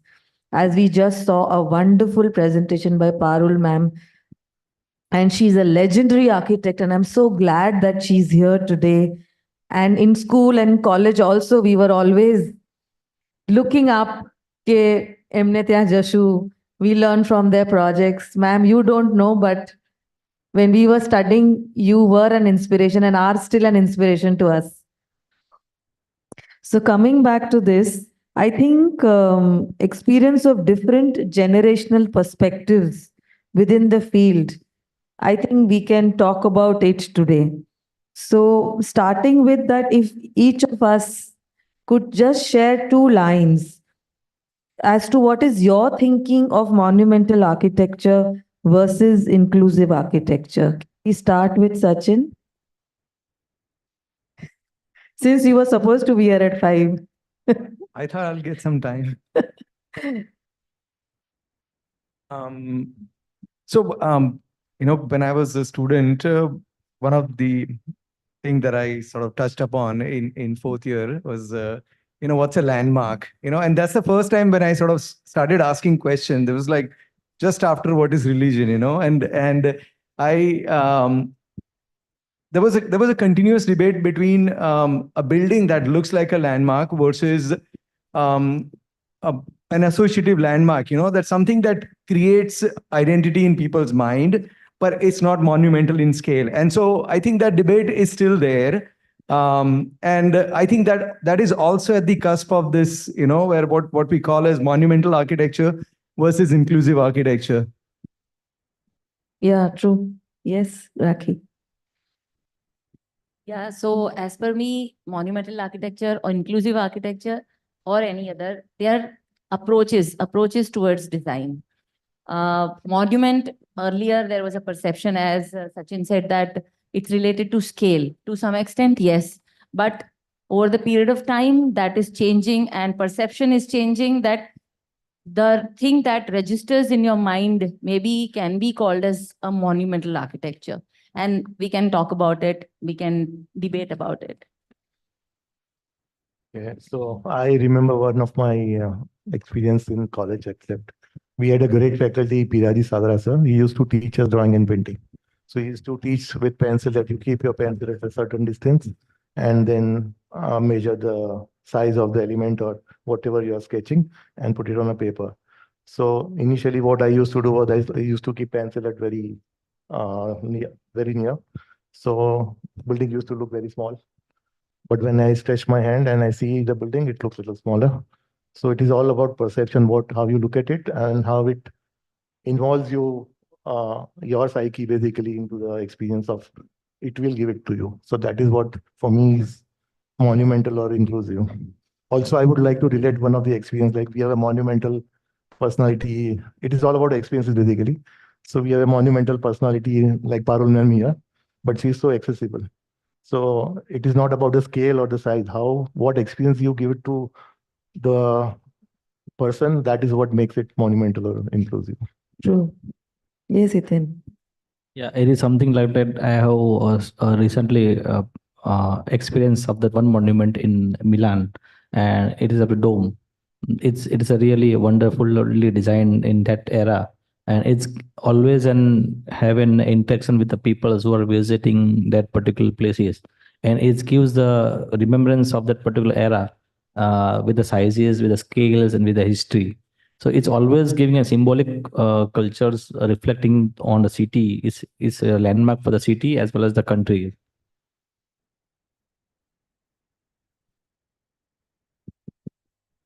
I think the definition of monumental architecture or architecture in general, it keeps on changing as the time progresses. So because our priorities changed, our thought processes changed. So something which is considered monumental at one point in time may not be ideally looked upon. And to give an example, sustainability, which we consider right now. Mike Najik. So sustainability, which was earlier part of the ancient heritage and buildings, they were monumental as well as inclusive. But when we start looking at recent constructions, they become monumental, but they lose that effectiveness of using materials, like Parul ma'am said about conserving water. The buildings were monumental, but they still conserved water at the same time. But sometimes its architects tend to miss out those finer details and become more visual in nature rather than performance oriented. So I generally believe in form follows function. So monumental architecture, it has to have a particular function. That's what I believe in. So, coming to this, then it means that how would you, in this era, we are in a very contemporary era, but actually not very modern, because we keep talking about postmodernism and pre-modernism and modernism. But we are in an era where I personally feel things are very jumbled up. Everybody talks of sustainability. The word sustainability and conservation is all the time talked about, but are we really doing it? Because I personally feel it has to become a lifestyle, then only it is easy. Otherwise it is just a superficial treatment. So how relevant is monumental architecture versus contemporary, and then talking about accessibility? Is monumental architecture accessible? I mean, not monumental in terms of the palaces that ma'am talked about, but also there are a lot of buildings these days being made or constructed or designed which are huge, which are monumental. But are they accessible? Are they relevant? I mean, what are your thoughts on this? I mean, anybody could answer it. Yeah, it could be resolved such a way that we can have in some good accessible ramps. We can have some tactile floors, which can have in recently the building in Dubai, Emirates, and some of the building in African American history cultures in US, in Washington DC. They have a very good examples for the accessible for these old buildings, and they have a very good in audio visual way also. They can, anybody can having disabilities, they can easily accessible with the very micro details way of they have resolve the things. But how relevant it is?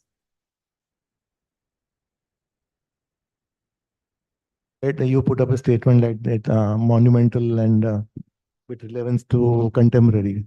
But who says that contemporaries cannot be monumental? First That is thing. my question, that how relevant is it?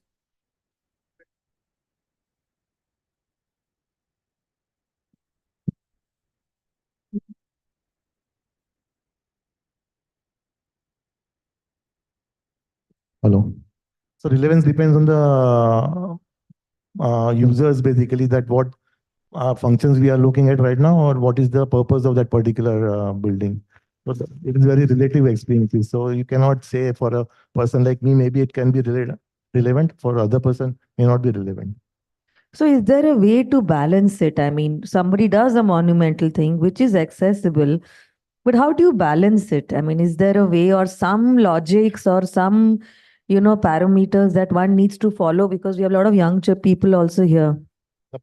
What I think is what we are talking about inclusivity or inclusive architecture, we are looking at only physical barriers. Why are not we looking at as a psychological aspect also?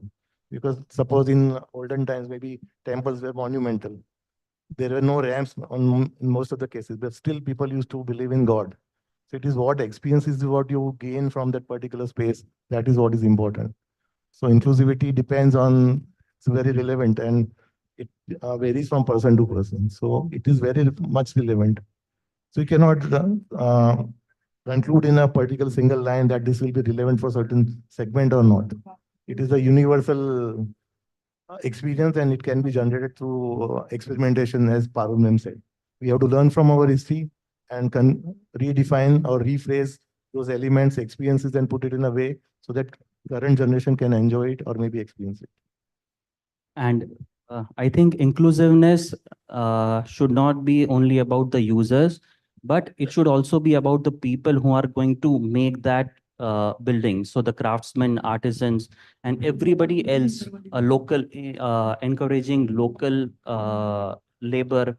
All that is also as important as the building which is getting used after getting built.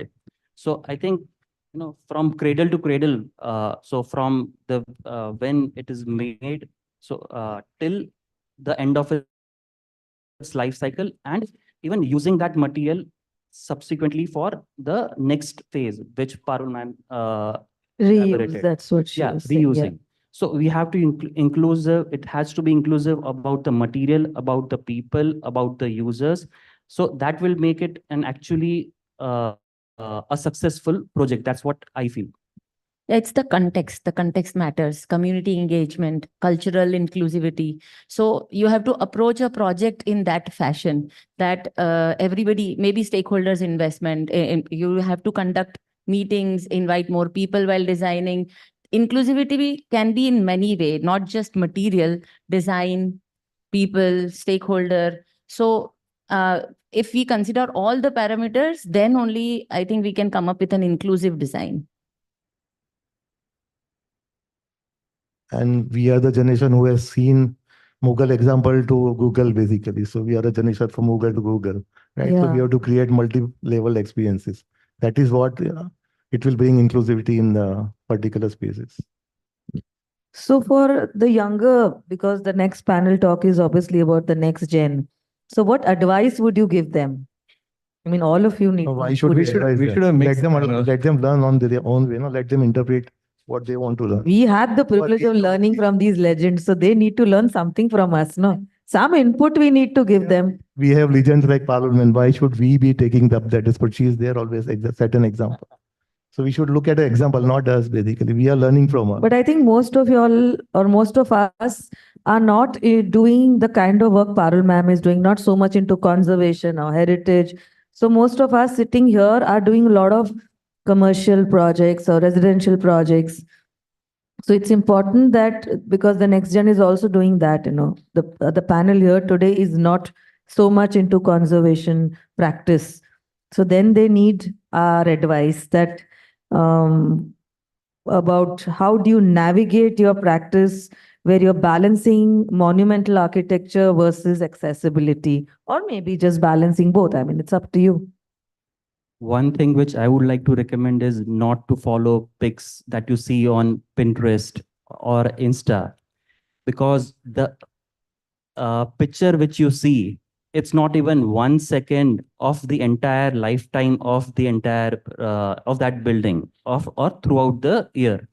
So the way that space functions, during the daytime, during nighttime, during summer, during winter, that could be completely different. So it might appear very beautiful, photoshopped image, a lot of lenses applied. So, the space, it will look beautiful, but when the sun comes in, it will be a horrible place to sit. So don't get too much inspired by what you see on social media, but try to understand and analyze कि जो दिखता है क्या वही होता है. Most of the time it will not be, because we are very creative people and will create a very beautiful narrative, but that may or may not be true. So थोड़ा ध्यान रखो. Okay, so since this is a design debate, the question that I would ask is it because we find it difficult to catch up to Pinterest?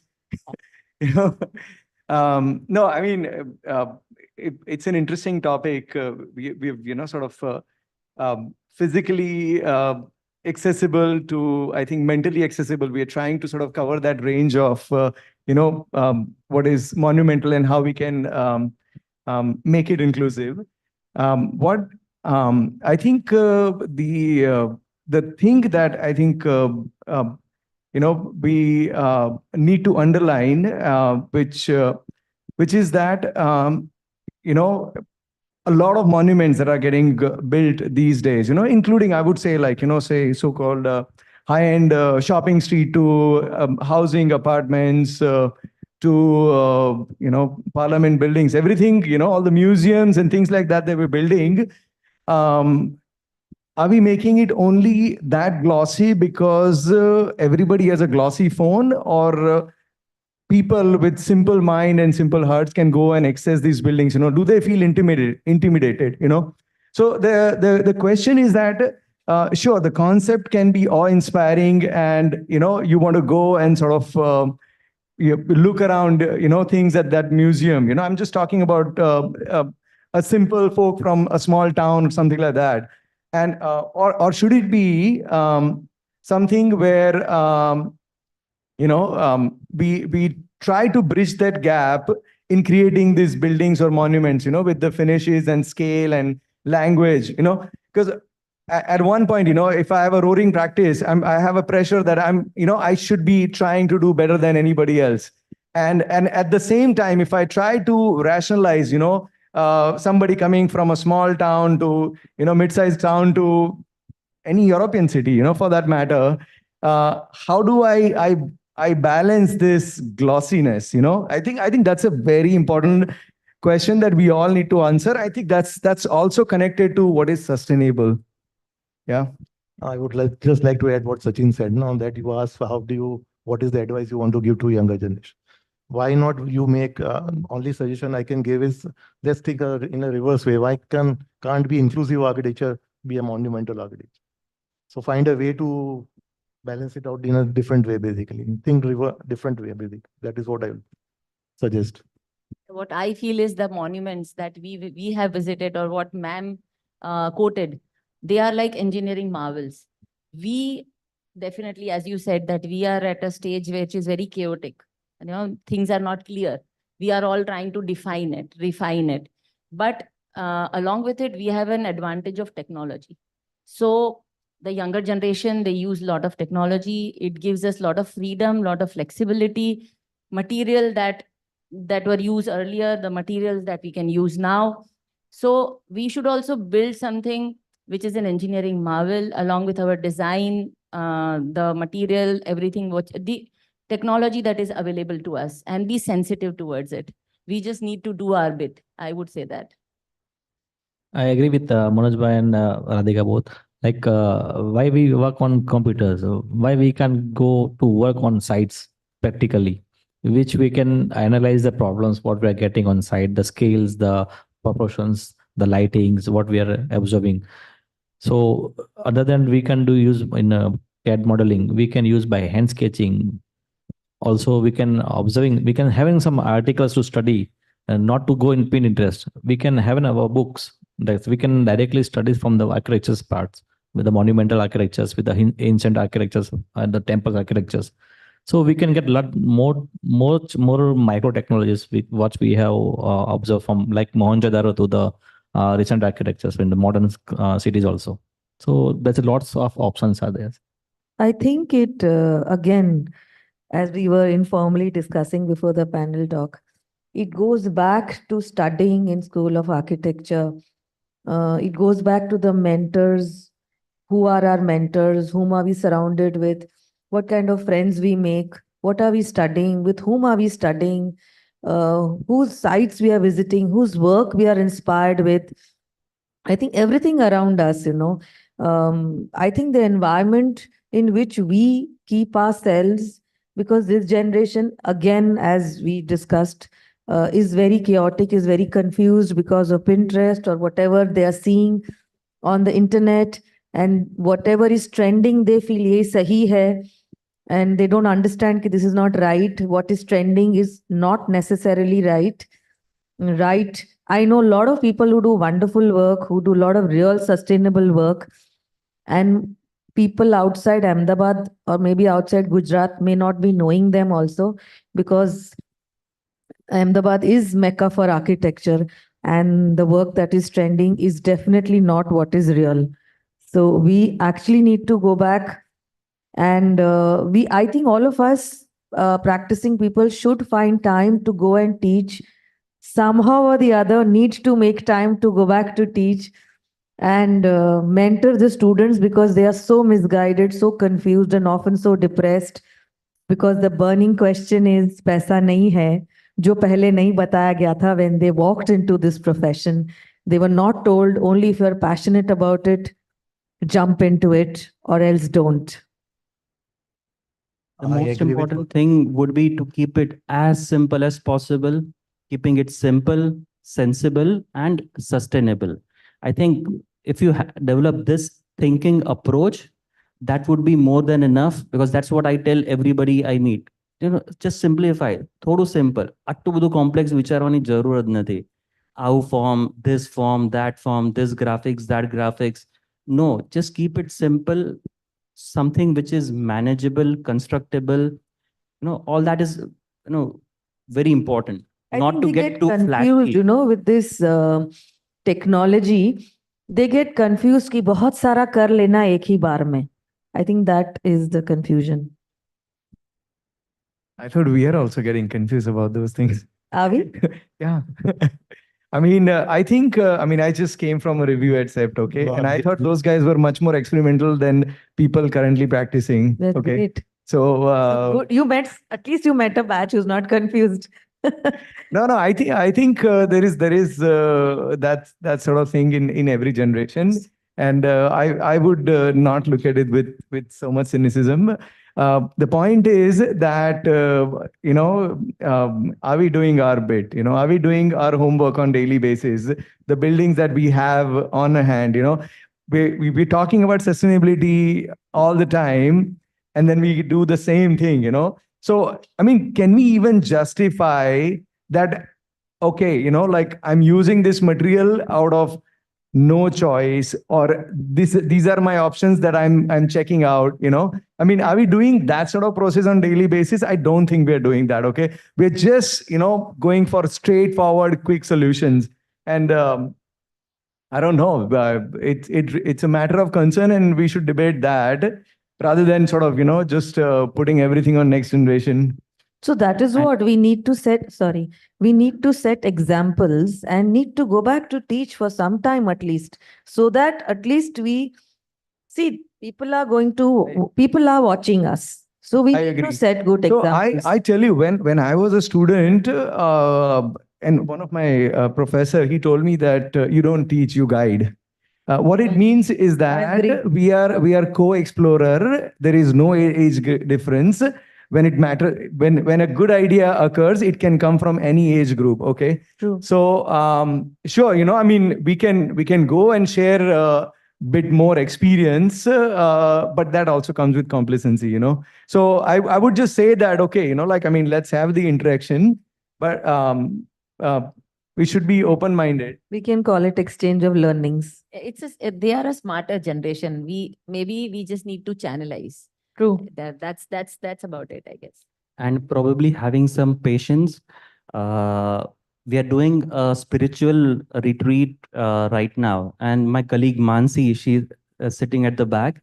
Before putting any line on paper, we did research for about 3 weeks, finding out various examples, not only architecture, but in general philosophy, how people should be eating, how people should be sleeping in a spiritual center. So apart from architecture, you need to understand the precise context.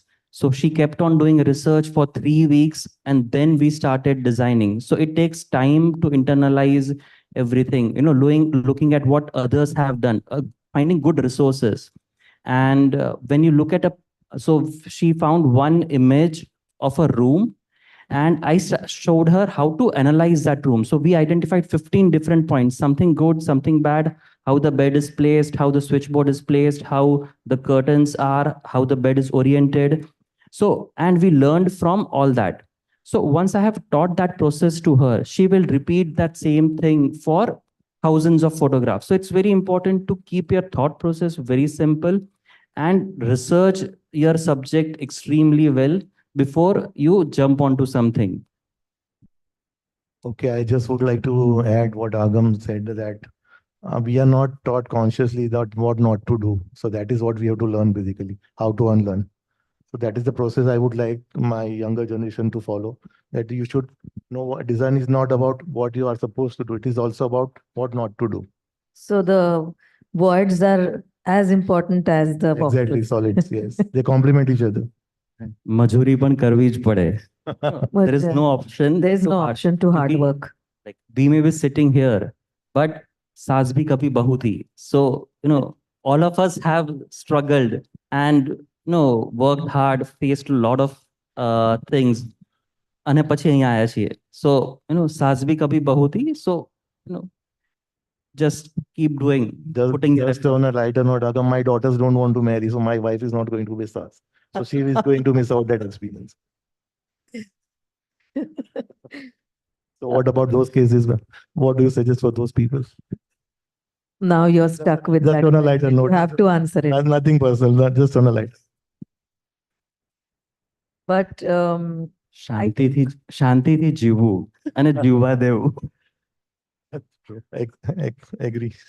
okay, so most of us here are into practice since almost 20 years. Yeah, what I have read about all of us. So with the new urban expansion that is happening around us in every city, is the planning department looking into water conservation, as he was talking about Bangalore? અને જ્યારે TP પડે ત્યારે why do they sell the lakes as plots? જે આપણે જોઈએ છે હમણાં. I wrote this question while Parul ma'am was giving the discourse. They also block the channels which go to the lakes, so there is waterlogging in the city. And how many government officials do check out whether the water recharge wells are working? I think we should start questioning all this, and we all are designing high-rise buildings. Most of us are. As ma'am said, no, ma'am, we are getting greedy basically. So the priorities have changed. So maybe that is the reason we are not looking at the finer points. We are missing out on those finer points, right? Also, I would like to quote what one of the event partners has quoted, that people trust our product, right? Wherever there is a door, people trust us. So why you need that trust? I saw one movie long back, 20 years back, I think, Katha. There was one dialogue in that ताले का मतलब होता है आदमी के प्रति अविश्वास. So why do you need to go to that philosophy basically? So that is what we are looking at. Our priorities have changed. So we are becoming greedier day by day. No, we are actually in thick of things. We are working with municipalities and municipal corporations, and TP schemes per se, they are not blocking the lakes. In some cases, they are encroachments, but more importantly, they are not negotiating the catchment areas properly. The catchment areas, stormwater are not channeled properly. Okay. If all the developers, they used at least their plot and their percolation well requirement properly, I think we would be in much better shape. I think at least for a city like Ahmedabad and few others, I can say that they are trying continuously to at least use lakes more responsibly, if not if not enforcing private landowners to sort of use the rainwater recharging. So we cannot really blame everything on government. I would say that, as you said, that do they come and check whether recharge wells are working or not? But recharge well is within my property. So it's the developer or the residents, they have to be mindful and aware of these things, these infrastructure that are already there, whether they are working or not. So I think we are also responsible.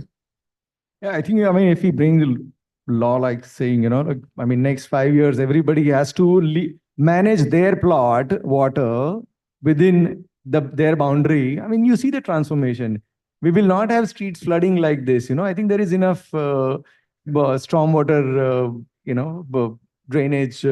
It can be tackled easily, but right now it's like totally haphazard and unpredictable.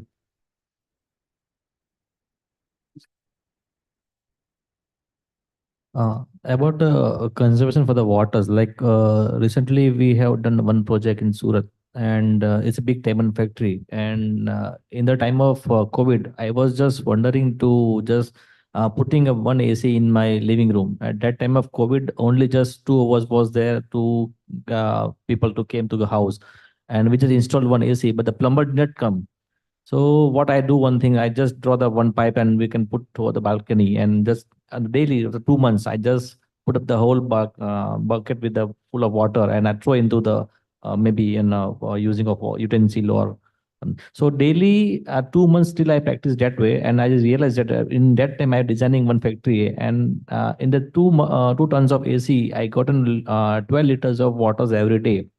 So what I was wondering in my mind, and I just designed one thing in one of the lemon factory, and we just collected all the 700 tons of ACs, all the units we can catchment into one single filtration area, and daily we get collected all the waters, condensation water. It's a pure form of water. We get collected in one of the tank, and surprisingly we got 33 lakh liters per annum we get saved in particular that. And recently we get a notice on a very big notice that if one building can save that much of amount of water, imagine your house, one house, you have in a 5 or 6 ACs are there in one building, in one floor, in one campus, in one area, in one district, in one city.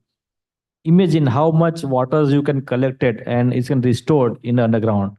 So probably if not get rain for the 2 years, even that AC we can get an condensation water. It's a pure form of water. We can get collected every single day, and it is we can throw it from our hand, and it is a very challengeable. And that was the project was really impressed me. It's changed my mind towards the saving of water, and it gets the listed in the WF World Agriculture Festival. That project was selected in the last year. That you're also there.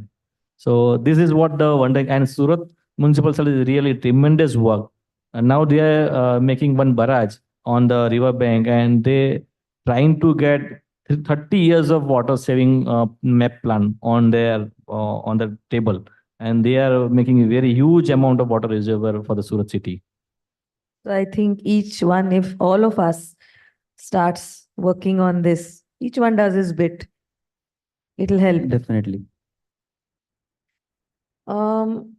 There's one more question that was on my mind, that how does, I mean, we have, like Parul ma'am was showing us such wonderful palaces, and the brief that we got from architects and interiors was also very famous monumental buildings. And they are not accessible to all because, one, not everybody knows about all the monumental structures. I'm not talking about Taj Mahal and Eiffel Tower. I'm also talking about so many Havelis that are there existing in Ahmedabad, which people do not know about. Or if you right now go to Adalajni Wow, we talk about it. Everybody who comes outside Ahmedabad says, we want to see Adalajni Wow. But if you actually take them, sometimes the condition is not too great. So I think we should all, try and encourage the municipality, or, all of us, even as designers, should get together and do something about conserving all this. And there are a lot of monumental architectural buildings which I feel are not in a great condition and are not being preserved as they should be. So maybe they can be encouraged to have some cafes. So some kind of a revenue can be generated within them, and people can also visit it. It can also have a small exhibition on a continuous base. So people are encouraged to go and visit that place. I think for me personally, these two are very important things. What do you think? Any? I would go to those cafes. Sorry? I would go to those cafes. You would? No, exactly. Adaptive reuse is exactly one of the solution to preserve this monumental structure. So that will also generate the revenue. At the same time, it will also keep the space activated and vibrant, right? Like stagnant water will always be not a very pure water. So similarly, even architecture, monuments also need some sort of activities to keep its experiences alive. So yeah, definitely, this is a very good idea. Not cafe exactly, maybe some performances or some other activities can be generated, Any which also cultural supports activity. in terms of revenues as well as keeping the space alive. Otherwise, it will be decaying in further time. Yes. Any experiences which are stagnant are not good for any human being. So that is what I think, yeah, contextual. I mean, it doesn't have to be a cafe. It could be a cultural center. I think it depends on as the culture of that place, or what the people want, or what the city or the place wants to say. So I have visited in Colombo. Like there is a one hospital in Colombo near the CC ground, and it is a very old heritage hospitals for there, and it is not working from last so many years. So they have converted this place into a night hangout places with the light musics, with the live bands, and it's a dramatic lighting they have used so much way. So aesthetic of this value in the night time was so embracing that place, and of course the people are coming to this place is really enjoying for the whole night, and this place was so lively. So that kind of places what we are missing in our cities. Like we don't have that some good squares over there, some areas for the monumentals in like European cities. So that kind of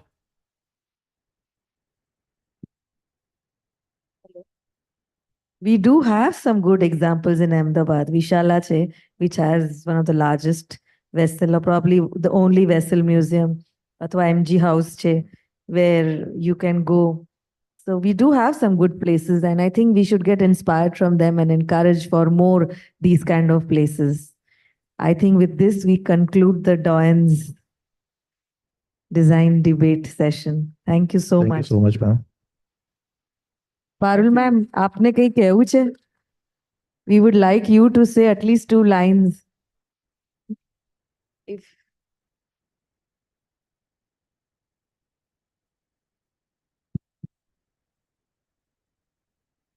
એટલું બધું કીધું છે તમે લોકોએ કે હવે શેના ઉપર હું કહું એ એક સવાલ છે. તમે કહો શેના ઉપર you want me to આના પર જ કઈ conclusion માં તમારે for as a senior to the young Actually, generation.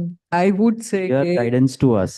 yeah, if we can start, a lot of looking at what's happening in the old city of Ahmedabad, we need to rejuvenate it. And we need help. There's just one Sadhviji, Jain Sadhviji, and they have Jinagnya Trust. And they have started because Jains were moving out and the temples were not looked after, Derasar. So she started this movement, just collecting, I think there are about 1,000 young Jain children, I would say, young people who go and clean it up they take turns કે આટલા જેટલા પણ દેરાસર છે એ બધાને લોકો સાફ કરે, maintain કરે. Then she has started many buildings are vacant. So either buying them through funds or renting them so that some Jain people come back to those poor. And she's trying to revive that. We need to revive because they are becoming godowns. And like what you said, we have to also work with the panchayats. It's not just where Adalajni Vav is concerned. I know one girl had done a lot of studies on that. There is another Vav which is even older than Adalaj, quite close by, but no one knows about it. But I think Riaz has done studies on the Bavdis. I think when Meghal was doing some. Meghal was doing. And so if as a community of younger students, and we have so many schools of architecture here, if we can take that up, and even the young architects or even us seniors can take up something and start working with this and reviving them, because then the knowledge will be lost. They are breaking down the buildings in old houses and poor. They are doing the same thing I heard even in Jaipur. In the Jaipur city, though, it has become again another heritage city, because there is so much money in the TDR is one thing that gets them money. Second is the raw material.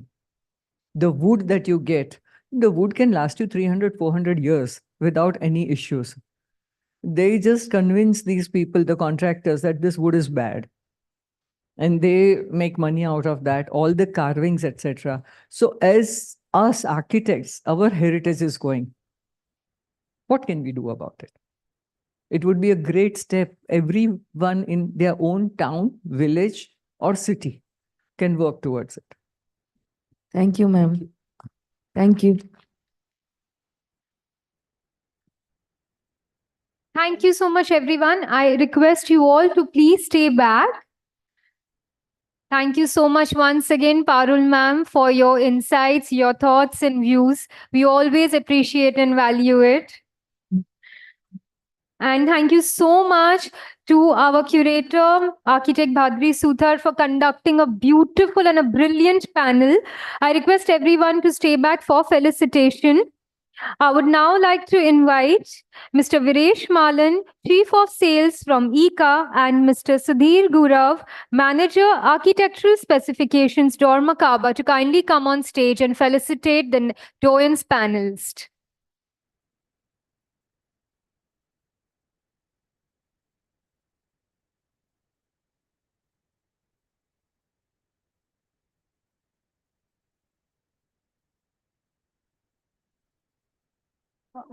Mr. Sudhir Gurav, please kindly come on stage.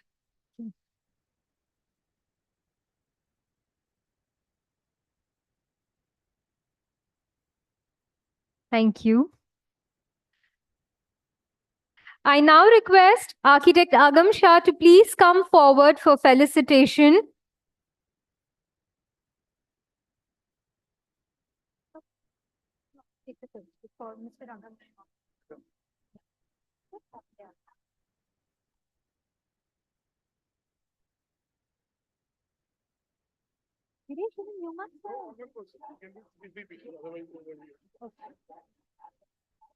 Thank you, Architect Agam. I request Mr.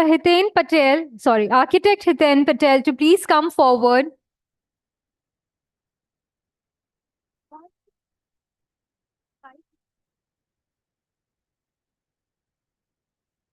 Can we please have a huge round of applause while felicitation? Thank you. Architect Manoj Joshi, kindly come forward.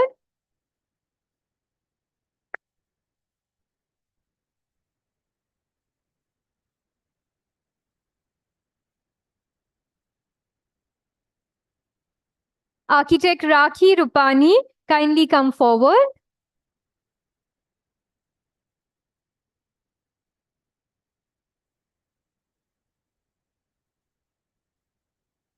And Architect Sachin Bandukwala, please come forward. Oh.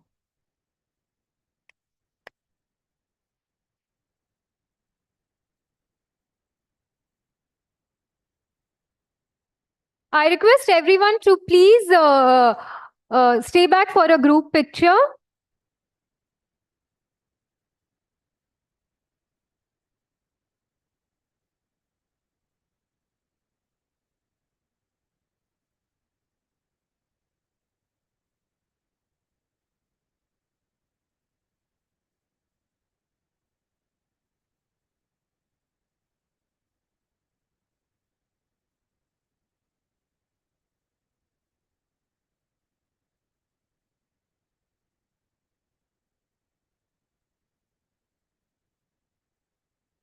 Thank you so much, everyone.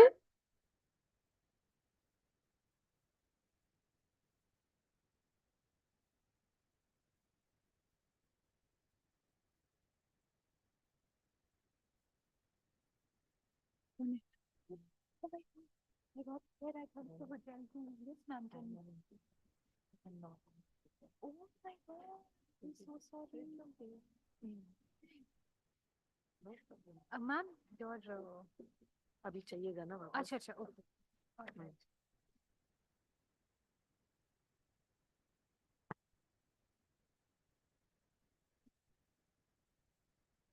I request the hotel team to kindly clear the stage.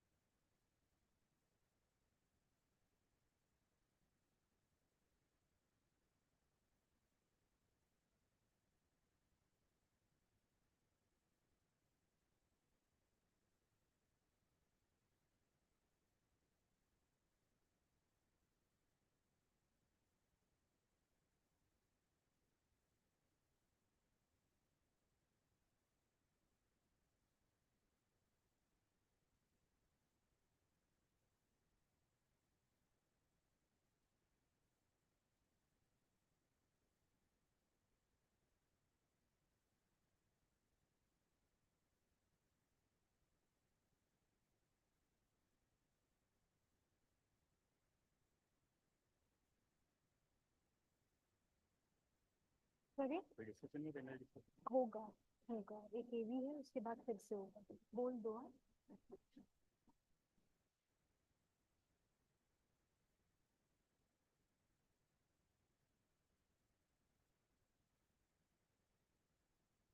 Thank you everyone for your patience. And after an absolutely engrossing Doyen's session, last but not the least, we would like you all to know about a leading brand for luxury stones in India and its exquisite collection, Marble Center International. Can we please have the AV?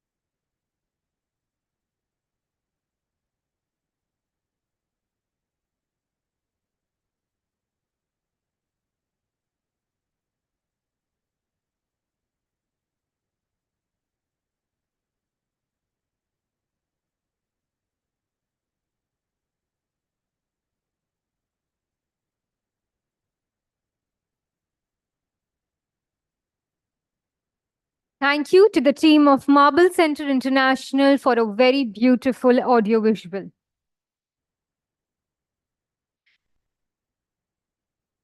And we now move on to our next session of the evening, the Next Gen panel discussion with new age architects and interior designers who will build the architecture of tomorrow.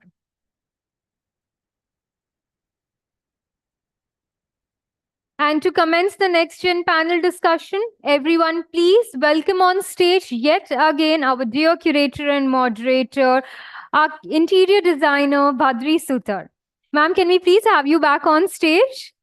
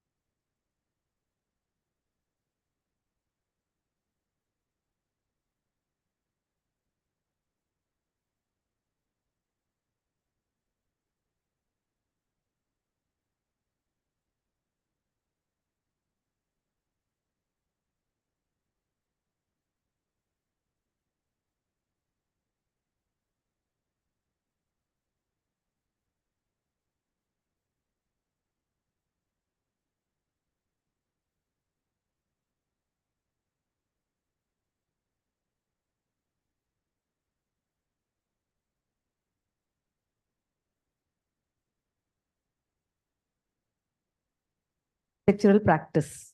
Please come.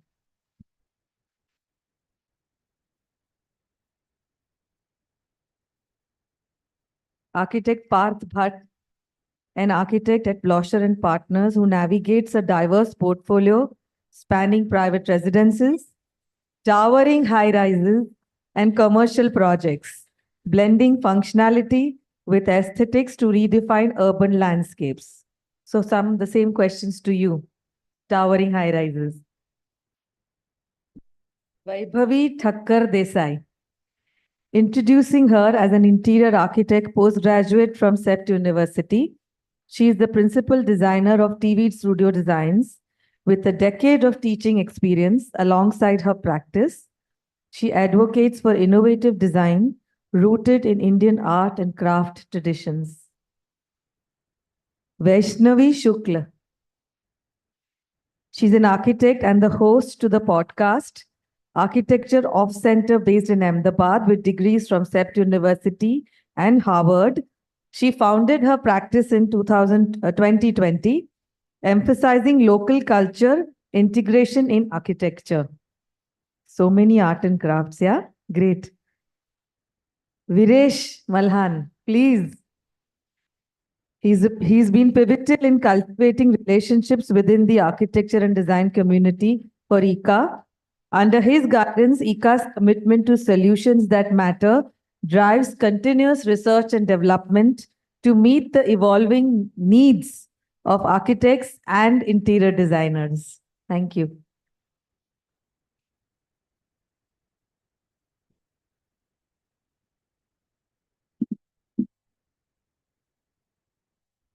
So we start the evening again with the same question, but a new perspective. And as we were discussing, that I'm sure you all are more into technology and smart systems and stuff like that. No? So how do you perceive this monumental architecture versus inclusive architecture? I think each one, if introduces, then it can be taken forward. So I think this question is very valid for you guys. I'm from the business side, but I'll still make my view on it. So like ma'am in the morning said, in the evening, sorry, said that science and technology we are referring to today. So there is more sense to go back to what's happening. And that's what even the product companies are doing now.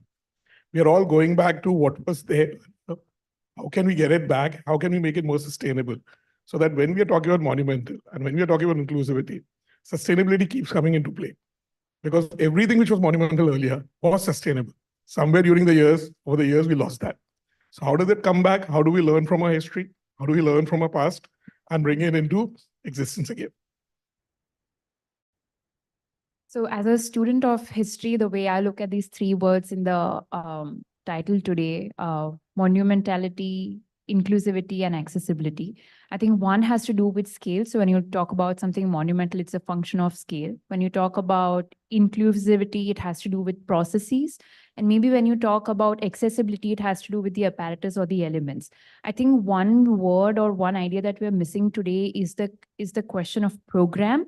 And I think program is what makes something more monumental or inclusive, and they are not necessarily versus each other. They're not necessarily mutually exclusive, but we should probably talk about how program plays into how even a monumental house like Antilla is not accessible or inclusive, and how now the north and south blocks in the central vista, which were not accessible before, will be accessible because a program of museum has been introduced. But so program, I think, is missing because everybody is becoming greedy, not in terms of money, but also in terms of time. है ना? I think jaldi, fast. 2 दिन में हो सकता है तो 2 घंटे में कर दो. I think that is why the program, वो खा गए लोग. That is where now technology is going to come into play. That's where technology needs to be aligned with everything. And that's where the brands and the manufacturers come in, that how do we get that faster? Because nobody has time. Doing something fast doesn't mean it will be bad. Doing it with the proper technology, I think we can get things done right. But you know, people forget कि curing time जो लगता है वो लगता ही है. When you cut the curing time, you're actually creating a disease for the building. So I have one example about what we we're just talking.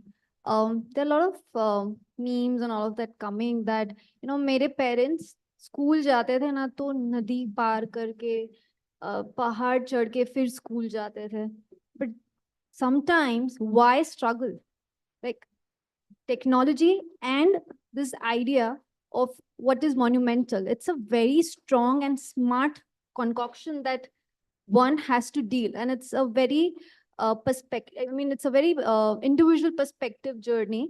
So I just sometimes feel that this debate turns into technology versus something, but it's like society is aging, so some things are ought to come, right? It's just like how we embrace it, but not letting certain significance of culture diminish. So it's just a tricky thing. Hello. So for me, the monumental architecture basically, it's always depending on how you see the structure, how you see and how you analyze and how that comes into your mind, like how you see the monumental. But for me, if I put it in the different manner, so obviously monumental structure has always very much impactful on the society. So whenever you see some structure or something about it, always appeal to you about your senses and how you see towards that structure. So definitely monumental structures are created to make it some impact or some statements on the society. So yes, for sure, it is very much important to make it as a monumental, but the correct balance of the monumental architecture as well as inclusive architecture, the perfect amalgamation of the both the things would be very necessary to attain. So I would say the monumental, like both the architecture, both the statements are very much need to be taken care very carefully. But if it is a good mixture of both the things, would be the better. So I think the same as Pat said and they said. Yeah, so inclusivity is most important when we are working on any design or anything. And if I say, like, when the temple or some community center or something is created, it has to be monumental because it's a statement, because it's a cultural place where all the communities are going together, or it's a space where they are going to give back to the society. So maybe if we are designing a small space also, we need to think about like what we are giving back to the society and how it is going to impact on the resident if it's a small bungalow, or how it will impact the space, the location and the contour of the society, and how attaining that design we are impacting on the rest of the area or district or city. So that is what I feel, and always there, like we are inclined towards inclusivity, and designing skyscrapers is going to happen. We cannot stop that because there is so much, we need to do it, because as a designer, if we say I am not going to do that or I am going to do that, it's going to impact. And when you are growing, there is some restrictions which we have to follow, but at micro level also, if we can do justice to something, we are going to do good. Yeah. After listening to the Doyen's conversation, I would like to know what would your approach, or how would you, do you think you would change your approach, or has it, given some food for thought to your mind about accessibility and about monumental architecture, whether it is relevant or not relevant, or how would you like to take it forward? I mean, in terms of giving back to Mother Earth, or Yeah. So let me put it in my way. So the monumental architecture, if we see it in the history, so why this has been created, or what are the necessary to create the monuments or the monumental architecture? I would put it in a different manner. So because it obviously creates some sort of a social impact on the society, to create some kind of awareness between the people, and you have some sort of responsibility after seeing some monuments. So if we look at let's say a stepwell or something, it obviously creates some sort of a social togetherness, understanding of the local mindset, local understandings. So those kind of like revolving like thought process or something that evolves when you have some structure. So it is very important that some structure, some monumental things are exist in the society, because that creates a value in your in the humanity. now you consider it the inclusivity. So inclusivity is all about how you attend this. Now we are talking about the general sense of the inclusivity, but when it comes to because currently nowadays, if you visit in the city, you don't see any of the places. So between the monumental architecture, inclusivity, there is also accessibility. Accessibility in terms of you can go visit and get inspired. How many places are there in the city where you can go except the religious architecture? Where are the other places are happening in terms of public places? There is no public places.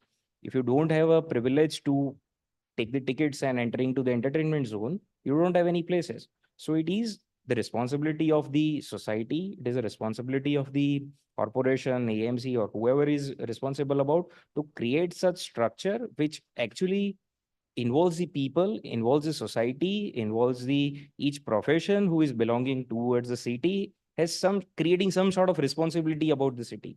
So yeah, that is that a very thin line between the monumental inclusivity and the accessibility for everyone is some way it's a missing, and it's a role and responsibility of every citizen or every professionals to create a balance it between these two structure or something.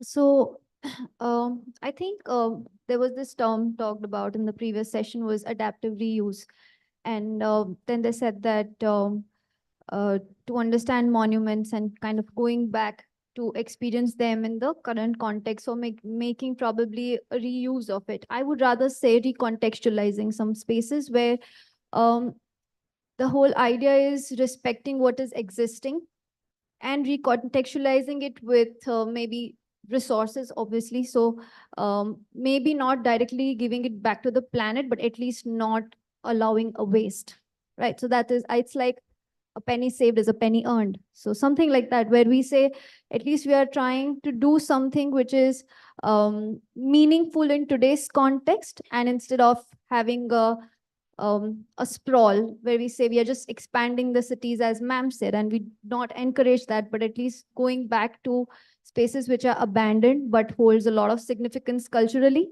and maybe working something as recontextualization. Yeah. So, I mean, one myth that I want to clear right away is we don't look at Pinterest as much as I think the other people think we do. It's hyped actually, isn't it? So no, we don't rely on Pinterest as much. But something that in terms of touching up on the idea of accessibility that I wanted to probably elaborate a little bit on is accessibility, at least in today's day and age, when you're dealing with so many different technologies, it's not just limited to providing ramps or staircases. At this point, we've also started talking about digital accessibility and how systems of surveillance, systems of control come into play in terms of stopping you or allowing you to access different buildings. So we were teaching a studio at CEP to a year and a half ago, and one of the students was looking at the Central Vista area, and we were doing parallel histories, and that person was looking at access in public buildings in the Central Vista. Apparently, they are all government buildings, and as a citizen, you should be able to walk in. But there are certain buildings where the question of access is not just physical access, but it's government clearances, it's having the right to visit, it's having, permissions to visit. And so beyond the idea of just physical access, now we also have to start thinking about what that digital access looks like. That's not just physical, but that access actually lives in the cloud somewhere else, in some server that makes sure whether you are able to go into a building or not. I think more than you guys saying that you look at Pinterest, your clients look at more. So I think I'm just coming to the question you asked in the beginning. Why are we talking about monumental not being there? I think we are one of the oldest civilizations. In the last 100 odd years, we lost our way. We've given up on our history. We've given up on our connections, and we've moved towards modernism. Like you rightly said, Pankti, that modernism, you cannot stop skyscraper, but you cannot be without inclusion of monuments, because that's connect you to your roots, that connects you to your point, and point which you made, Parth, is there has to be places for people to be, community to come in, right? And these are the things which gives that access. Now coming to your point, Vaishnavi, is that we are an aging population. Now, we were a young population, but it's getting to the aging side. Accessibility is one part of it. We have also a population of where we have people who are not able to go everywhere. But if you want to get the community going, obviously the digital has to become a very, very active part. When you travel abroad, every monumental building is now used. Nothing is left vacant. They're being used either as a museum or offices or as places for community to come in. We have so many such buildings lying. You travel to each of these cities in the country or these small towns. They're just left to rot. Now, is it a government's job? Is it the society's job? Is it the citizens of that area's job to create that issue? But if you all agree that monumentals are going to be way of life, along with modernism and along with inclusivity and accessibility, I think that's going to be the perfect role on architecture or interior designer, like ma'am said, go back to your place to work. That's what I think I could relate to it. When you go back to those places, you identify those things and you figure out those. Last time when you were sitting in Ahmedabad for design debate last year, I'm forgetting the name of that architect who was operating from a village and is only working on local products. So I am from a brand, for me, it is the wrong thing because it's not going to sell. But if I have to look from the country's point of view, he was working only on local products available. So that's my take on it. So what I think is like whenever you're creating a community or a building, so we create amenities in all the building nowadays, like all big designers, they create a community, its open spaces are there, amenities are there, but still there is no, inclusivity of all the members. So as you go luxury or as you go down, the people want to be there in their shell, in their houses. They don't go out. If they go out, they're like, no, my society has this kind of amenities, and I go to this club, and this is a place. This is there also, and the youngsters now also think that everything will happen when we are together. So there are a lot of other places where people want to meet new people, and then the community is starting. So it's about like accessibility is also about how you can make it easy for everyone to be part of a whole. So that is what I feel. And if you can make that change in a bigger picture, the life would be easier. You know what I personally feel? Barrier-free spaces. I did this workshop around 18 to 20 years back with Yatin Pandya sir and another friend from NID. Few of us got together and did this workshop with them in AMA, with Anjali, who leads the barrier-free programs in India. And I was so young. I mean, obviously, 20 years back is quite young. And for me, barrier-free or accessibility meant that somebody who's visually impaired or somebody who's physically impaired, having a visually impaired sister at home, I knew that I don't have to say blind or pair nahi hai and stuff like that. I knew the right words. But that's the day when they blindfolded us and then gave me a bag to hold and then gave me a file, a bunch of files in my hand. And then they told me, now you walk, is when I realized that everyone, young or old or a teenager or a child, is impaired at any given point of time. You know, a young boy at 18, if he has a laptop bag and a vegetable bag in his hand, he is impaired. So that place is not accessible to him. So barrier-free spaces is such a large picture. And most buildings in India are still not largely barrier-free. Even schools are not. So I think we can, I mean, can you think of, if you can give some examples of monumental buildings which have become barrier-free now, do you have any idea? Some examples? I mean, I know the North Block and the South Block now because they're turning into museums in the Central Secretariat. They are going to be those CEPT spaces. was, we had studied CEPT 15 years back when we studied NID, and NID did adapt chote ramps and stuff like that. But still there was this graphic designer who was teaching, who was a senior designer there, fell down and broke his leg.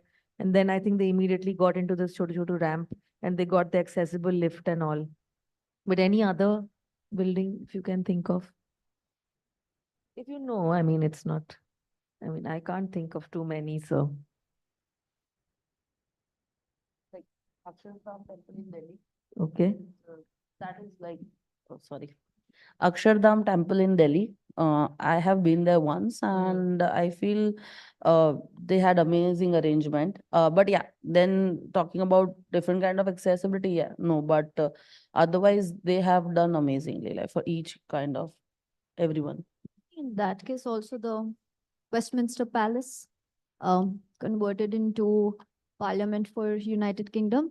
I think they have extensive study on accessibility. So I think that's a really good case because there are 2,000 people working in that space. Obviously government bodies, but looking into so many things that comes into inclusive architecture, considering age. There's also understanding of not relying on so dependency, like you don't need somebody to access that space. But I also think that in today's age, there are a lot of things that are added in inclusive architecture, like sexual orientation, like this is a choice of that as well. And if there are not certain bathrooms or if there are not certain spaces accessible for them, is again a question. So I think that's a very relevant thing coming up. So I think inclusive architecture is going to expand a little more, because with a lot of isms and a lot of choices, a lot of exposure, I think that bar is going to raise, I feel. And adding towards a few more points in this inclusive architecture, because of the recent implementations of new rules in the GDCRs, now those things are anyway mandatory. So putting out the older buildings, which was executed in the past times, probably they didn't have that much of facility in terms of ramp and public toilets and all those things, are slightly more initiated in the recent times, and at least they consider it, these all are the sensitive topics, and at least some initiations are taking care right now. So I would be comparatively much more hopeful that in the future we'll have much more designs, executions will be done in this manner. So yeah, that can be sorted out in a probably in few years.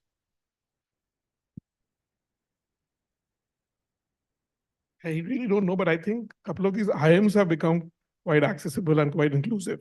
Specifically, I think the IIM Indore, the point which you were raising, I think these are the points which have got adapted there. They are the progressive guys who are moving there, and it's been led by the students.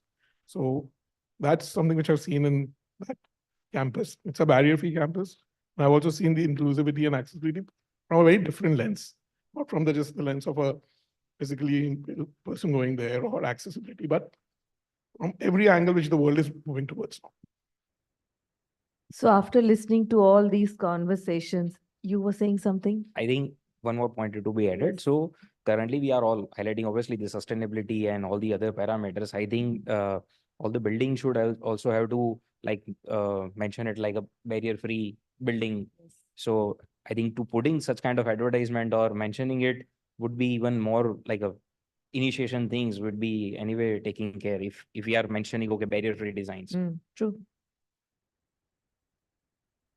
So as young designers, and after listening to all this intense conversations of the doyens and Parul ma'am, how do you feel you want to bring a change in the vision of your design journey?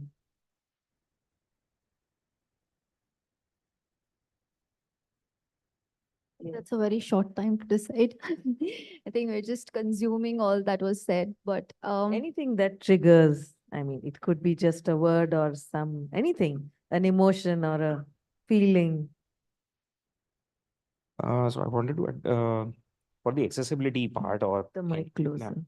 So for the accessibility part or anything what that comes towards designing parameters, we generally always consider the basic. So that should not be the additional element towards the building. That should be considered as that's a like a preliminary things. Like you need a light, you need air, you need ventilation, and the same way you need a barrier-free design. Like the accessibility for everyone and all the buildings should be welcome towards all the generations, all the age groups, and the accessible in terms of each and every manner. So this should not be like the additional feature what we are taking care, but it should be the part of the design in the thinking process. Like it should be rooted in your blood, and that should be treated in your academic career. Like this has to be a mandatory learning process. I mean, just the one thing that I was thinking while everybody was discussing was in terms of shaping the practice, and rather than loading it up as sustainable in terms of just material uses. I think I would frame it as being intentional in whatever choices and decisions we make, rather than just sticking to the status quo because of something that's available, something that's easily procurable. I think one needs to be, whatever you do, you just need to put a little bit of thought behind it and know that you're responsible for the choice that you're making. Just the intention in every decision that you make.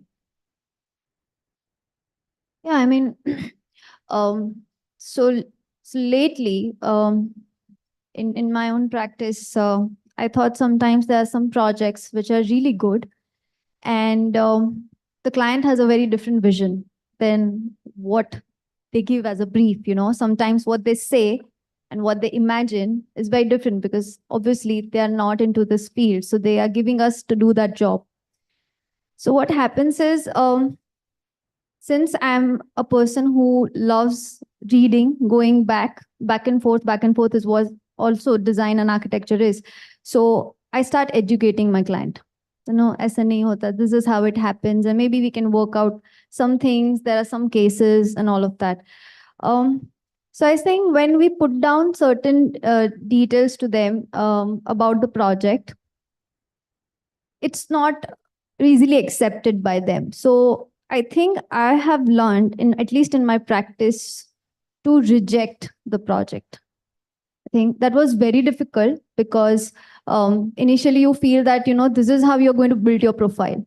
But then I realized that it's better to have a quality profile than build like 50 projects in 1 year and say, oh my God, I had 50 projects. So I'll be like, I had 2 projects, but I'm very satisfied with all the things that I've done in it.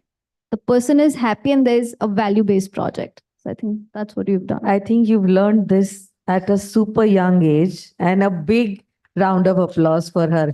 We took many years to reach this and reject a project. So great. I guess this is in this generation itself, because I guess everyone here would believe this. To do a good quality project, rather than just going around doing 100 multiple projects. So I feel like Parul ma'am is an inspiration from day one, and it's been like, to work like her, to get something like her to work is just a dream for me. And I feel this whole conversation about inclusivity and accessibility, um, even if we take individual projects, because as a designer we know when we are working, it's not just about like I want to do it, but then you have a client who wants something, then you have a budget which wants something, and then there are a lot of restrictions and this and that. But in all that thing, how you come out and how you get that one thing done in one project is a day win. So I think I take every day as this is what I have to do. Tomorrow I will achieve something new, then I'll add something new, and I'm still learning. So I don't have anything that, this is what it is and I will do this. I prefer my client are the best judge of their thing, and I give what they like, as in like obviously all this thing included, but first of all I want to make them happy, as in whatever they have dreamt of their home, they will get that. So I don't say like, no, this is what my design style is and I'll do this only. It's like I add my design style in what they like. That is what I feel, and then want to do that.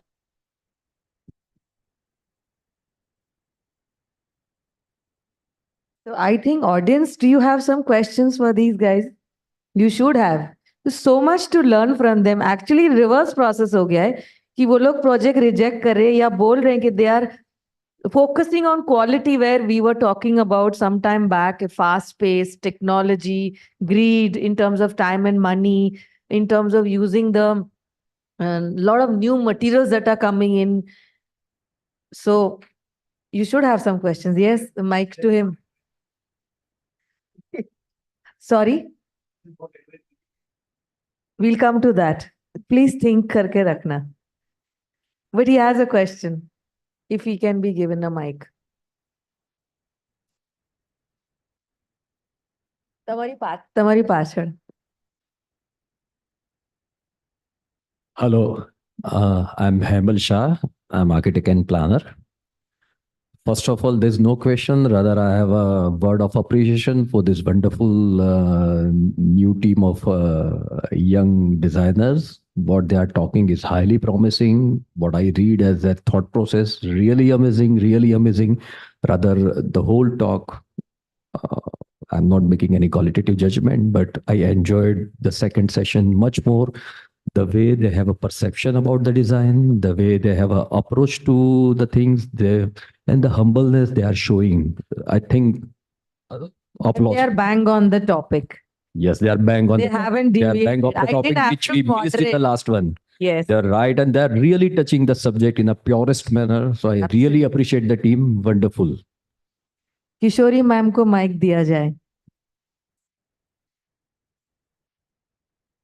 Please introduce yourself, ma'am. Yeah, this is Kishori Dalwadi from United World Institute of Design, Karnataka University. So right now I deal with almost 200 plus students with Generation Z coming in focus, with a decade in the education field, trained under B.V. Doshi sir and Parul ma'am as our guiding factors. So it's nice to see you here and the way that you talk. I was hoping to see and hear the same thing as you reciprocated. So I'm very happy to see and hear the same thing. But I think somewhere, can you just let me know how would you think that artificial intelligence that we are all talking about, AI, how do you take that? And how do you think that this will help you to take it further? Because that is again going to be the future that you will have to carry forward. I have a whole spiel on it. I can go on and on. I have written about it. So I think it's very dangerous. AI, especially softwares, well, interfaces and platforms like Midjourney, DALI, everything, I think they are reversing the design process. So we were taught to first visualize it here, draw it here, and then probably with the help of technology, put it into a 3D model to show somebody else, right? So it was a means of communication for conviction. With prompts that you can put into these platforms, somebody else is doing the thinking, somebody else is doing the visualization. You are just taking it for the conviction part of it. So I think if we're not careful about it, one, I think we will, except for the technical know-how that we will have as designers, we will lose a lot of the creative edge that we have, because just as printers came in and everybody could come show you a picture of the kind of project they want, I think now this is even more problematic because they'll be able to put prompts for things that don't exist, take that image, come to you, and then ask you to make it. So I think if not read it carefully, it's we are in tricky waters. Maybe I'm on the other side also. Like if technology, if you think it other way around, if like what Parul must have done as for the reserve water reservoir, she was trying to say there was measurements that would have done. That would have been manpower that would have gone in doing it. Now that we have got technology, can we use this technology to create better way of understanding and getting better results? So that is how you should be thinking of how these things as softwares that you are already aware of can be used to make your task more easier and get a better result out of it with the datum that already is existing with you is what I think would be I think there's a better. little bit of a difference here in terms of thinking about softwares and thinking about AI. Softwares are supposed to make your work easier. So it's just like you were using your parallel bars and drawing before, and then AutoCAD came and you started drafting in a different software. I think those mapping and surveying scanners and different GPS softwares already exist, which have made the process of surveying much easier. I think when the intelligence part comes in it, it's in your head that's being the IP that you hold, the copyright that you hold over your design is then being pawned onto something which technically you can't. I mean, there's no way to hold anybody. But that is really going to be the future. So now I think now is the time that you all should be thinking how will you create your thresholds for the same. Yeah, so I have an example to this. So actually, it was long that we have not met. So hi. Hi. Yeah, I don't think you remember me. We met at Amor long back. Okay, yeah. I missed out, Yes, but anyway, okay, great. Yeah. I have an example to this thing. So there are two things. One is AI, and then there is something called augmented reality, virtual reality, right? So, I mean, everybody knows Foster's Plus. So they have a department called Applied Research Department and a development team out of that. So they have a very good example of what they're working on is it comes under inclusive architecture.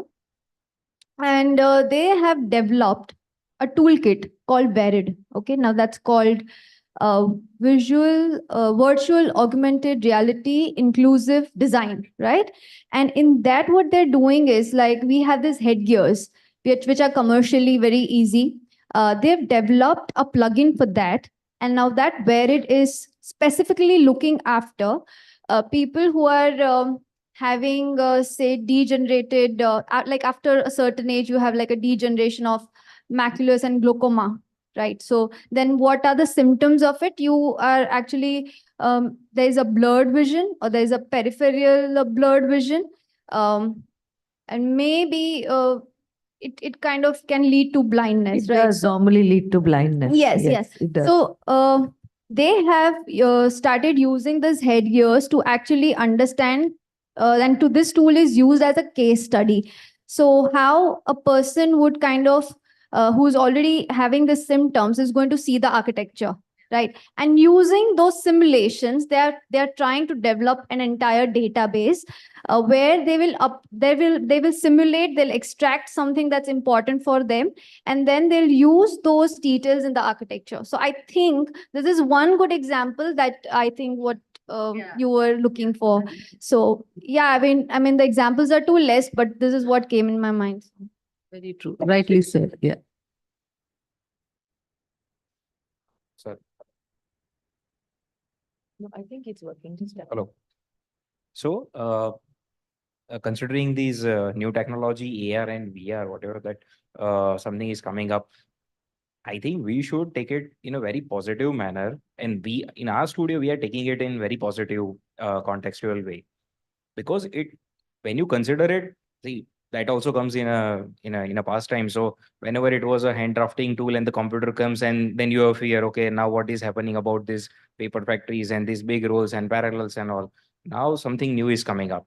So obviously you have to accept the new trend, new changes, and working very positively with this new technology. And if you are much comfortable with this technology and know how to use it, then it would be a best, let's say, best collaboration or best partner in terms of your design. If you, and obviously there are always a malpracticing or mal in the every industry, but imagine how many architects are available in terms of populations of India. Imagine we are sitting in Ahmedabad, imagine any rural area. It actually helps to the any of the user to imagine his own house. Not every architects are available for the each and every people. So actually it helps someone. And if they are able to show some kind of support with VR technology, and if also that supports the architects, why, what are the problems? I don't think there are any problems. But when you're taking it very positively, yes, it is. And if you're taking considering it negatively, yes, it is negative. So it's your approach that how you are dealing with those technologies. So I believe it is very important to, accept the change and be the change. And I feel when you talk about whatever you're designing or like how you approach, everything is based on data analysis. It makes so easy when you are into this kind of technology. You can be, like going to the spaces and taking like what is the data, it can be of weather or it can be of soil.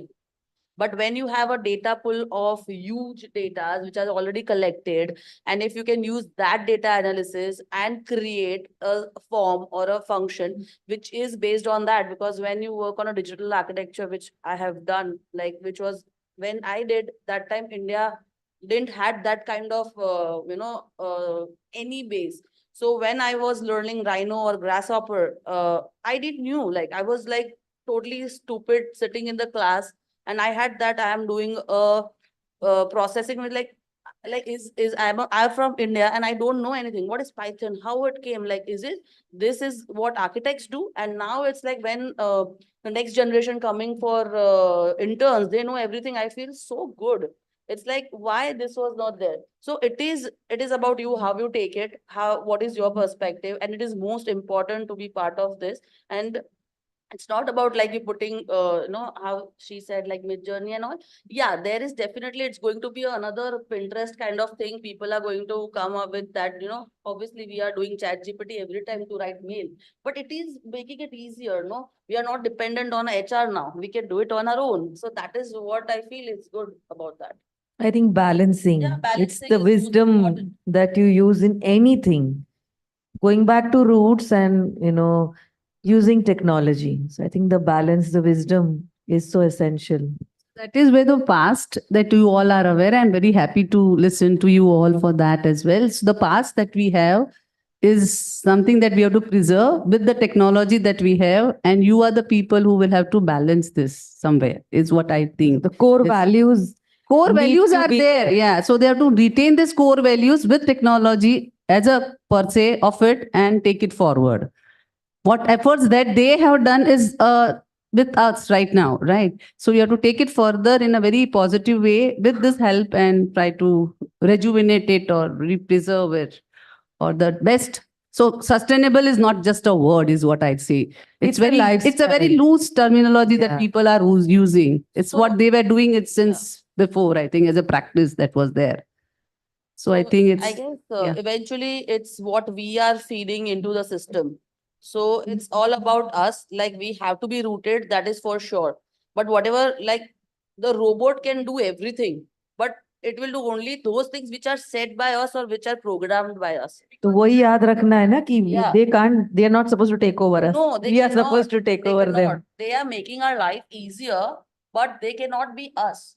Yeah. So that is where we are different. We have emotions, we have culture, we have religion, we have all that thing, and that makes us different. Computer cannot do each and everything what we can do, right? So we have to be rooted. Any question from my studio sitting पीछे? No? Good. मतलब बहुत सीखा.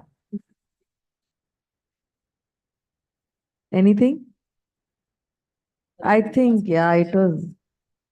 Snehal, do you want to ask a question? Nahi? Paka? Anybody? I think he has a question. Pass the mic to him.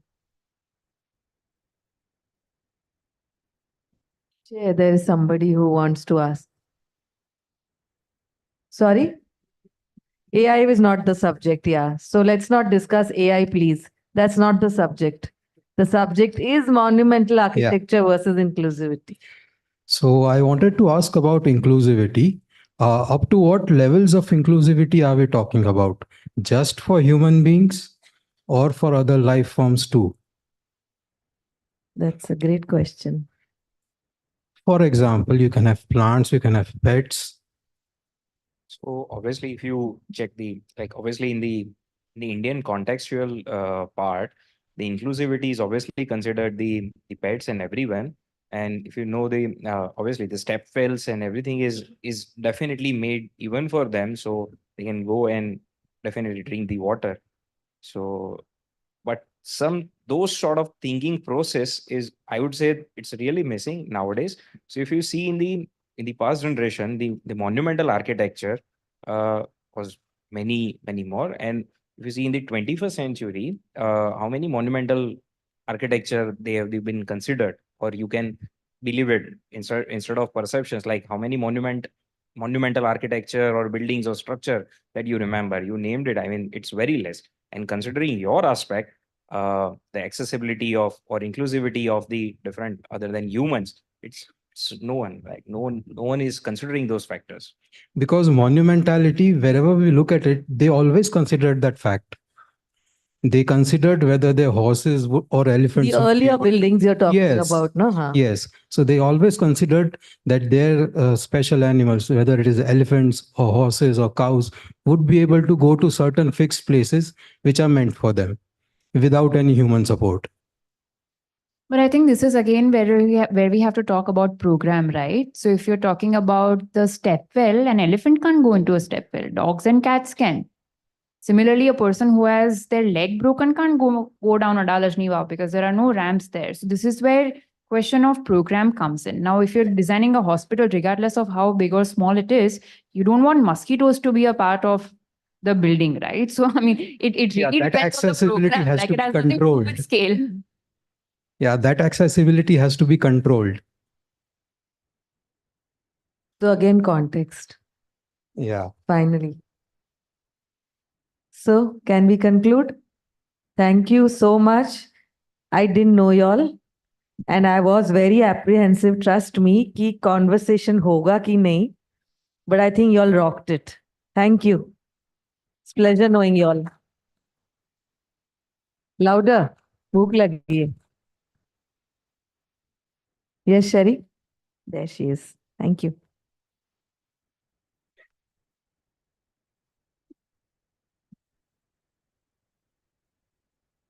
Thank you so much. I request everyone to please stay back. It was absolutely a brilliant, brilliant panel. And that wraps up our panel discussions for the night. It was an absolutely thrilling debate, I must say. Thank you so much, ma'am, and thank you so much, each one of you, for being so involved and so enthusiastic and so zestful about the work you all do. I now request all the panelists if they can just be present for a group picture first. Just take a group picture of the panel.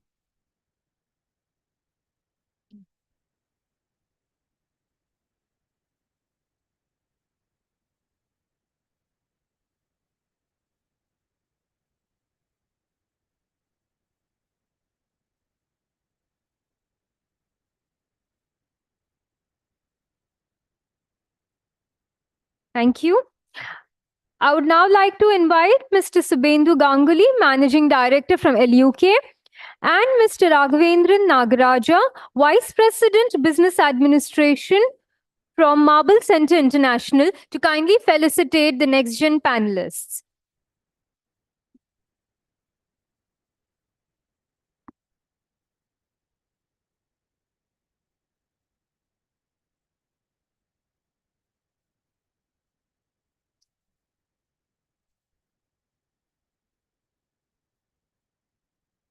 So to begin with, I request architect Pankti Shah to kindly come forward.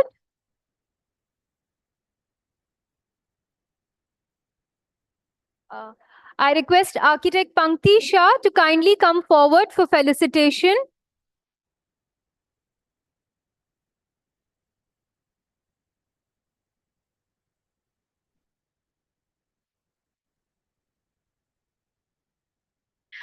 Architect Pad Bhatt, team lead from Lohar, kindly come forward.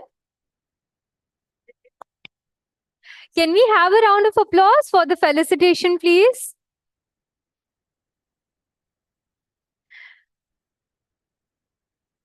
Architect Vaibhavi Thakkar Desai, please come forward.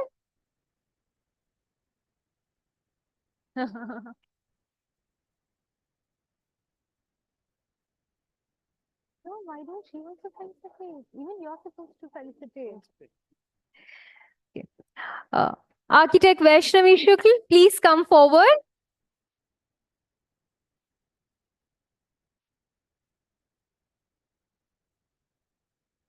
And Mr. Viresh Malan, Chief of Sales from ICA, kindly come forward for felicitation.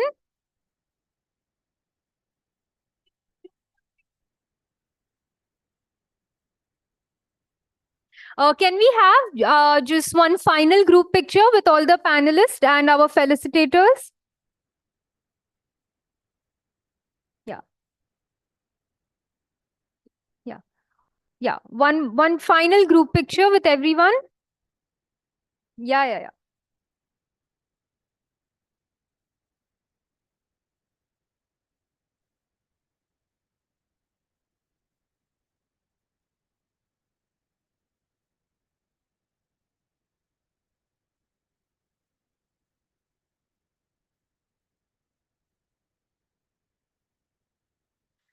Thank you so much, everyone. It was lovely to have you all on the panel. And that wraps up Design Debate Ahmedabad edition. It has been a joy, and all of you all have been a wonderful audience. Thank you so much for your patience. From me and the entire team of ITP Media, I'd like to thank our sponsors, title partner ICA, associate partner LUK and Marble Center International, category partner Dormakaba, and HVAC partner Blue Star. Thank you all for your support. And of course, I'd again like to thank our esteemed guests, our very dear guest of honor, Parul ma'am, our moderator, Bhadri Sutar, and all the panelists for taking time to make this evening a phenomenal success. It was truly a joy to be able to pick your brains. Ahmedabad, you've been lovely and we hope to see you again. Thank you.